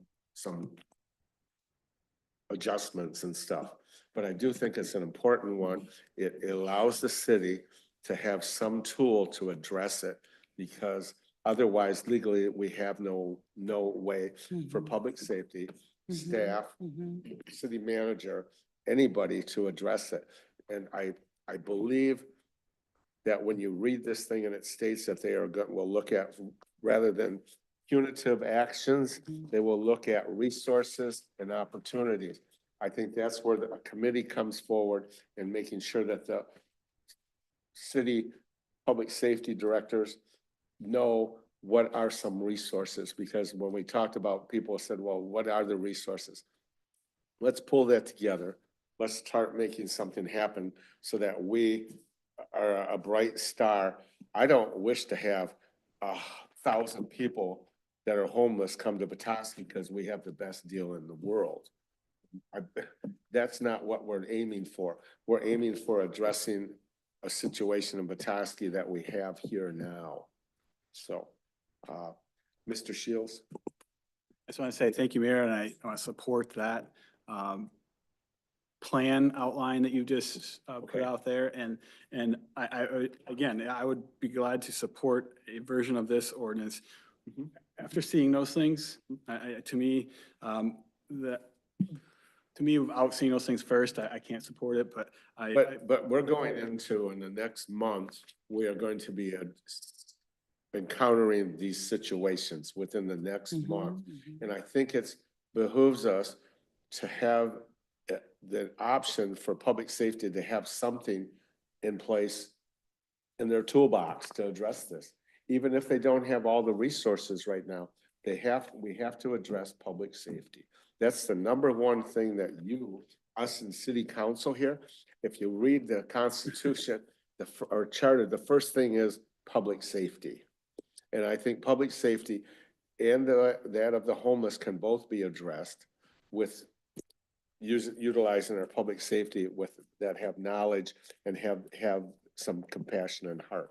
Mr. Knobtop. I have a process question. Again, the new guy on the block here. We read it today. We've asked some questions. Is the intention to get those questions answered back to us and then presented at the next meeting for a final reading for a vote? Yes. So just to be clear, there's some, to me, I could never support this until I get the questions answered. Which, do you want to list the Sure. questions for him? For me, it was an understanding precisely of it would be 18.6 CI. Where is it approved? And what are the circumstances that we currently have overnight parking available? And to me, that's the biggest question. Do you need to talk Yeah, to? I don't know where that's. You want to those talk are to located. Rocky first about this and work with staff or? Okay. There was also the question about section 18-6 18. E. I mean, for me, I'm thinking this might require another reading. 18.6. Could be. Which? E. This one. Which is just the Okay, what- resources, but. What do you need to know there? So yeah, I'll take that one. The simple answer is, what is the response that public safety is going to give to an affected person? And again, I don't want to get into the mode of No. telling an officer how to handle their situation. You know, it's going to be case by case. If somebody's being belligerent, threatening, it's going to be handled differently than somebody that is interested in getting resources. Or somebody that's parked on the street up on Lawrence Street overnight that the officers pull up and say, you can't park your. Yeah, To have a policy that this is how we're going to do it, it's going to be almost case by case, because if Manager Horn, respectfully, I don't need to get into details of public safety, how they do their job in the case-based case. I'm talking from a highest level, council dictating an ordinance and the character of our city. I am wanting to, in order to support this, I want to know what is our stories, our community's answer from the high level of what are the resources, what are the programs, what actions are we taking. That is the public safety is then as a servant to the city, they're going to be in their own way, case by case, communicating that high level goal, priorities, directives. That's what I'm talking about and asking respectfully. yeah, we have a one-page resource pamphlet, if you will, that we distribute out. Perfect. Whenever we see somebody that we think could take advantage of these community resources, we pass it on to them. That's what community policing is all about. So that's what we strive to do. There, as we all know, there's folks that just want nothing to do with. You can lead them a certain way, but they have to want to be that dance partner, if you will, to get them the resources they need. So there's got to be that level of trust there as well. But we certainly strive to go above and beyond to get them the resources that they need and distribute community resources to them through the use of Lieutenant Troxel put together this one pager, and we distribute that pretty widely when we need to. And that's what we would use if we run up to somebody that's unhoused, that's in their car. That's what we would do. We would hand them the resources, get them hopefully resources that they need, or direct them to a certain area maybe that would be more appropriate. But I can certainly get you that one pager so you know what those look Okay. like, and you can add to it if you see something that's missing. Yeah, that's a great start. Thank you. All right. Could you send that to council sometime prior to the next Tomorrow? meeting? Yeah. Tomorrow? Sure. Is that good for you? Thank you. Yeah. Other questions? This may take 2 meetings to get through this, 2 more meetings. If it does, it does. But I want us to move forward, and I want to be able to have public safety, have the ability to ensure the safety of not just residents, but also those individuals. Ms. Walker? Sure. I mean, I can think about like the fact that, one shelter exists, and it's on, it's on Bridge Street, and there's housing for families, women and men there, but there's certain restrictions in terms of how full they get. And we also maintain our own park here at the end of West Lake Street. And oftentimes that camping ground is full. And if you don't have whatever it is, the $18 or $25 a night to camp with a tent at the lots, if they're even available. So the resources, I think also what we're faced are very limited. If you encounter somebody at 11 o'clock at night, the shelter closes at 9 o'clock and you have to be indoors before 9. So I know that there's limitations to even the services that are available, and that's part of a community conversation as we move forward and identify, wow, there really is a diminished pool of resources that are available as well. Good with this? Okay.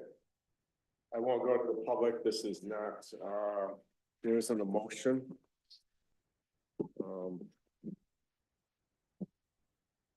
We're moving forward. Contact city council or city manager Horn if you have a comment or question. That being said, we're now going to city council comments, and I'll go to Ms. Walker first. Thank you, Mayor. I am delighted to be celebrating this week of International Compost Awareness Week, and how wonderful that both that and Arbor Day, which that's a perfect use for compost for planting trees. So I love that, that collaboration, and thank you for reading that, as well as the other resolution today. Thank you so much. Mr. Knockout, No comments. Mr. Shields. Thanks, Mayor. Just we provide council with an update on the dangerous tree assistance initiative I was looking into.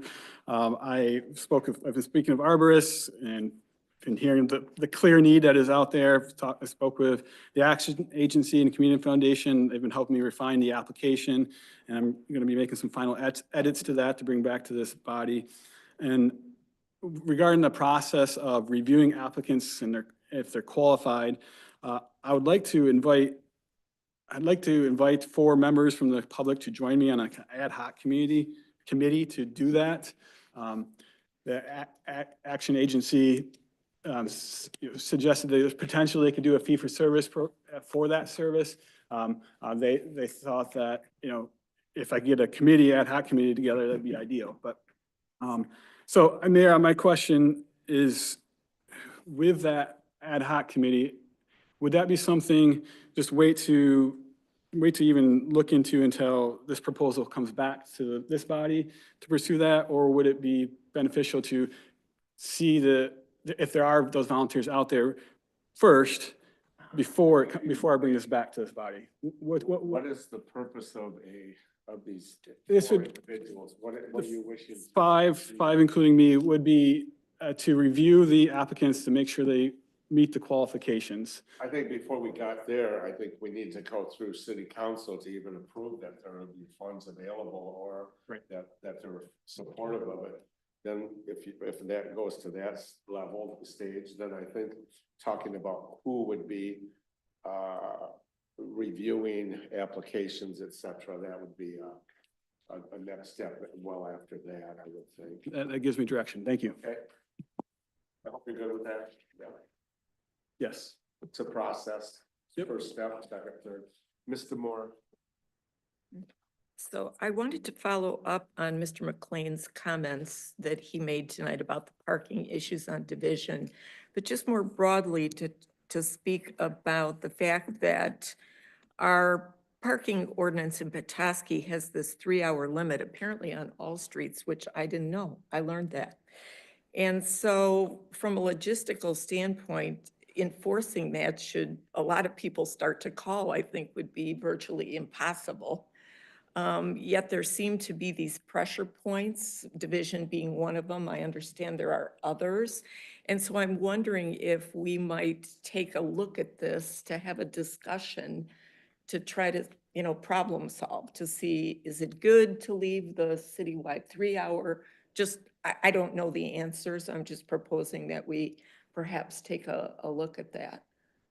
So that's one thing, and I don't know if anybody has any input on that. Yeah, go ahead. I'm getting confused. Is there a 3-hour limit on all public streets, and therefore go back to the overnight question? Then there is no overnight parking, because that would. be Well, it's more than 3 it's hours. Or am I complaint. Mixing If- something up here. Complaint driven. Yeah, if someone's parked in front of your property for greater than 3 hours, you have the ability to call public safety and have them, And if there's no complaint, they could stay there for a year if they wanted to, well, with a flat tire and whatever. well. No. Well, I Depends if think, it's That would winter. never happen. We have Sides of the street. Covered from the. I really appreciate Councilmember Demore's question because it is something that we get often, and I would love to dive in and have a more thorough discussion amongst city council, amongst the community. It's a little concerning that it is a property adjacent to the central business district. And so it's during our summer season, whether it's, now it's being filled by an adjacent business owner, but if it's not being filled by that adjacent business owner in the summer, it's gonna be filled by somebody else. Yeah. So if we start putting signs up there, we're gonna have a city full of signs, and I don't think anybody wants that. Personally, I would just love to see us do away with the 3-hour thing. We don't have the ability to enforce this, to be perfectly blunt with you. We're out doing a lot of other things around the community, and to take calls from somebody that's saying, hey, there's somebody that's been parked there for 4 hours. Can you come move them along? We do it, obviously, that's part of our job, part of our routine, but we could be doing other things. And I think there's a different way to maybe address that, which I would love to get all of you engaged in that discussion.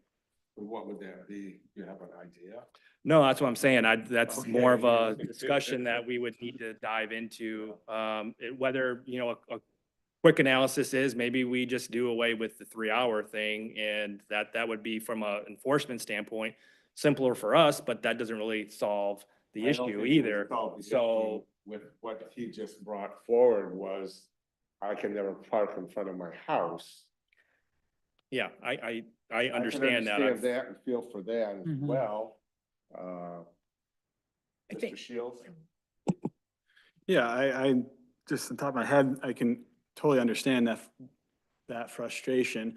And I also wonder is this the same thing as when people want to maintain their view, but a view is not something they own? It is public street, it's not something that they own as well. So, I think Manager Horn, you bring up a good point of, should public safety be spending their time on this when public streets are not something a private individual controls and is supposed to control and maintain, although clearly right now, we do give them a little bit of control. Mhm. Ms. Walker? Thank you, Mayor. So I can tell you that the sheer majority of the people that are parking on Division Street are Emmett County employees. It's the same thing on Division Street. It's the same thing on Lake Street. It's the same thing on Bay Street. And so as a public employee that over the course of probably the first 10 years at Emmett County, I accrued hundreds of dollars in parking meter fines from not feeding the meter while I was at work at my $15 an hour job at the county. I also know that Emmett County is very well aware that there is a need to build a parking structure, and they have doubled down on not any investment in a parking structure on the corner of Lake and Division Street. So I'm very empathetic to the 160 possible employees that are located in that building and in the supporting buildings, and also the GRP engineering at the corner in a residential home, but now a commercial building. I know a lot of their employees will park on that street as well. And I can tell you that I'm almost guaranteed, I'm sure that gentleman will tell you that lives on Division Street, then when he's approached people, they're usually county employees. And if we come in at 8 a.m., we don't take lunch till 12 noon, if you take lunch at all. And then you're either moving or you're not moving. So people are parked there up to 8 hours in a normal kind of shift. But that also goes, you've missed some streets. You gotta go up to Michigan State, you gotta go up to Catwalker Zoo. Mhm, All of those streets have cars that when I drive by, mhm, the cars are sitting there for the entire day. Yep. People that work downtown, mhm. people that live downtown. And I guess maybe we need to take, like Shane said, let's take a look at it, and let's visit it and take a look at it. I think that's the best thing to do. We're gonna solve this tonight right here. Mhm. So I think, Shane, why don't you Yeah, we'll add it as a discussion. And a and discussion that, well, when we can actually sit down and people can do a homework and come. I'll make informed. sure appropriate staff are here. Yes. As well, Public safety as well as the park, downtown. downtown. Do you ever open it up to, say, public come in and give your suggestions other than just the public comments? Do we ever, like, it's a great idea. What we're talking about is a pretty, everybody has rights, but do we ask for the public comment for a specific topic? Like, I mean, every meeting is public comment, but you could craft it as a public hearing, which we could get Could have dialogue. notices out, like we do for, a zoning, a Board of Appeals case. We typically use a 300-foot radius. But would This could the be the whole city, so, But you, yeah, you could do a town hall discussion on it. I think that would be better possibly. Actually, Or- we could, Yeah. sorry, Mayor, Go for you it. could talk about it in your ward conventions and city convention City and convention. get feedback in something like that as well. I think half the people coming are gonna be complaining that they want a place to park and not have 3-hour limits. I think half the people are gonna come here and go, I don't want a car parked in front of my house all day long, every day. You know, I think there's no good right answer to this that's gonna make everybody jump for joy that they came up with a solution. But let's take a look at it. I like your idea, Shane, of possibly having an open house, some kind of small forum and listen to people. But I think you're gonna end up getting the same information that we get right along, and that's what we get right now of. We just heard today. Ms. Demore, So I raised the issue because I think it's broader than what we heard today. Actually, it's kind of what we heard at this table, largely from Mr. Nachtraub, about a lack of clarity. And a lack of clarity is never good because people don't know then. And adding to a lack of clarity is we know if everybody called about 3 hours, we don't have the bandwidth to address it. So that's why I think it's important to talk about. Can I go to my next? please. Okay, I just want to remind everybody that on May 19th, the Petoskey Youth Advisory Council members will be here to make a presentation to you about what they've done over the past year. And that applications today was the deadline for submission of applications for the 2025-2026 members, along with reapplication for existing members. So that whole process is underway. And then just finally, I know this week we received a couple model policies regarding vacancies, dangerous structures, that whole thing. So I hope that that'll be another discussion that we can have as soon as our bandwidth allows. Thank you.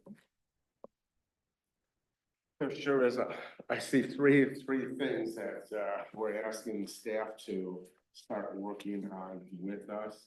I ask them to be patient. They have full-time jobs on top of what we want. And let's do it slowly. Let's get it right. But let's make sure that we're, cognitive of staff as well. Number one, dog park is moving forward. Mary Catton out here, it happened to be on she's on the committee that has we've met 4 times now, I think. Four times. That all came from something like Shane mentioned, take it back to your ward, take it to the city convention. I took it to the city convention with a piece of paper and said, sign your name if you want to be involved. 13 people signed up, have been meeting now for 4 meetings. They've actually gone on a site visits. We're moving forward, and I hope, what I love about it is staff is a total buy-in on this. Kendall's totally bought in on this. Shane bought in on this, and we're moving forward for the city of Petoskey for a dog park. Thank you. Our Arts Commission is moving forward slowly but surely. I will be coming back to you and asking about funding for some of this. The reason being, for the last 4 years, you guys have approved $40,000. We have spent a total of $23,000. All that other time, each year you give it, we didn't spend it, it goes back into general fund. So I want to remind you that though you commit every year to this, we have up until now have not either, well, we did get the tunnel. That was our only one. But I'm gonna come back to you because I think we have two projects, one for this year and one for the spring that we'll need to look at some funding. I'm also I talked to Shane and he's moving forward to get it set up so that donations can be given to the Arts Commission and paying for some of these pieces of art, so it doesn't just come out of city council agenda financing. Okay. There being no further business to come for this great council, I call this meeting adjourned. See you in 2 weeks. I did print off a few sample ordinances if you want a hard copy of what I sent out. I'll pass them down.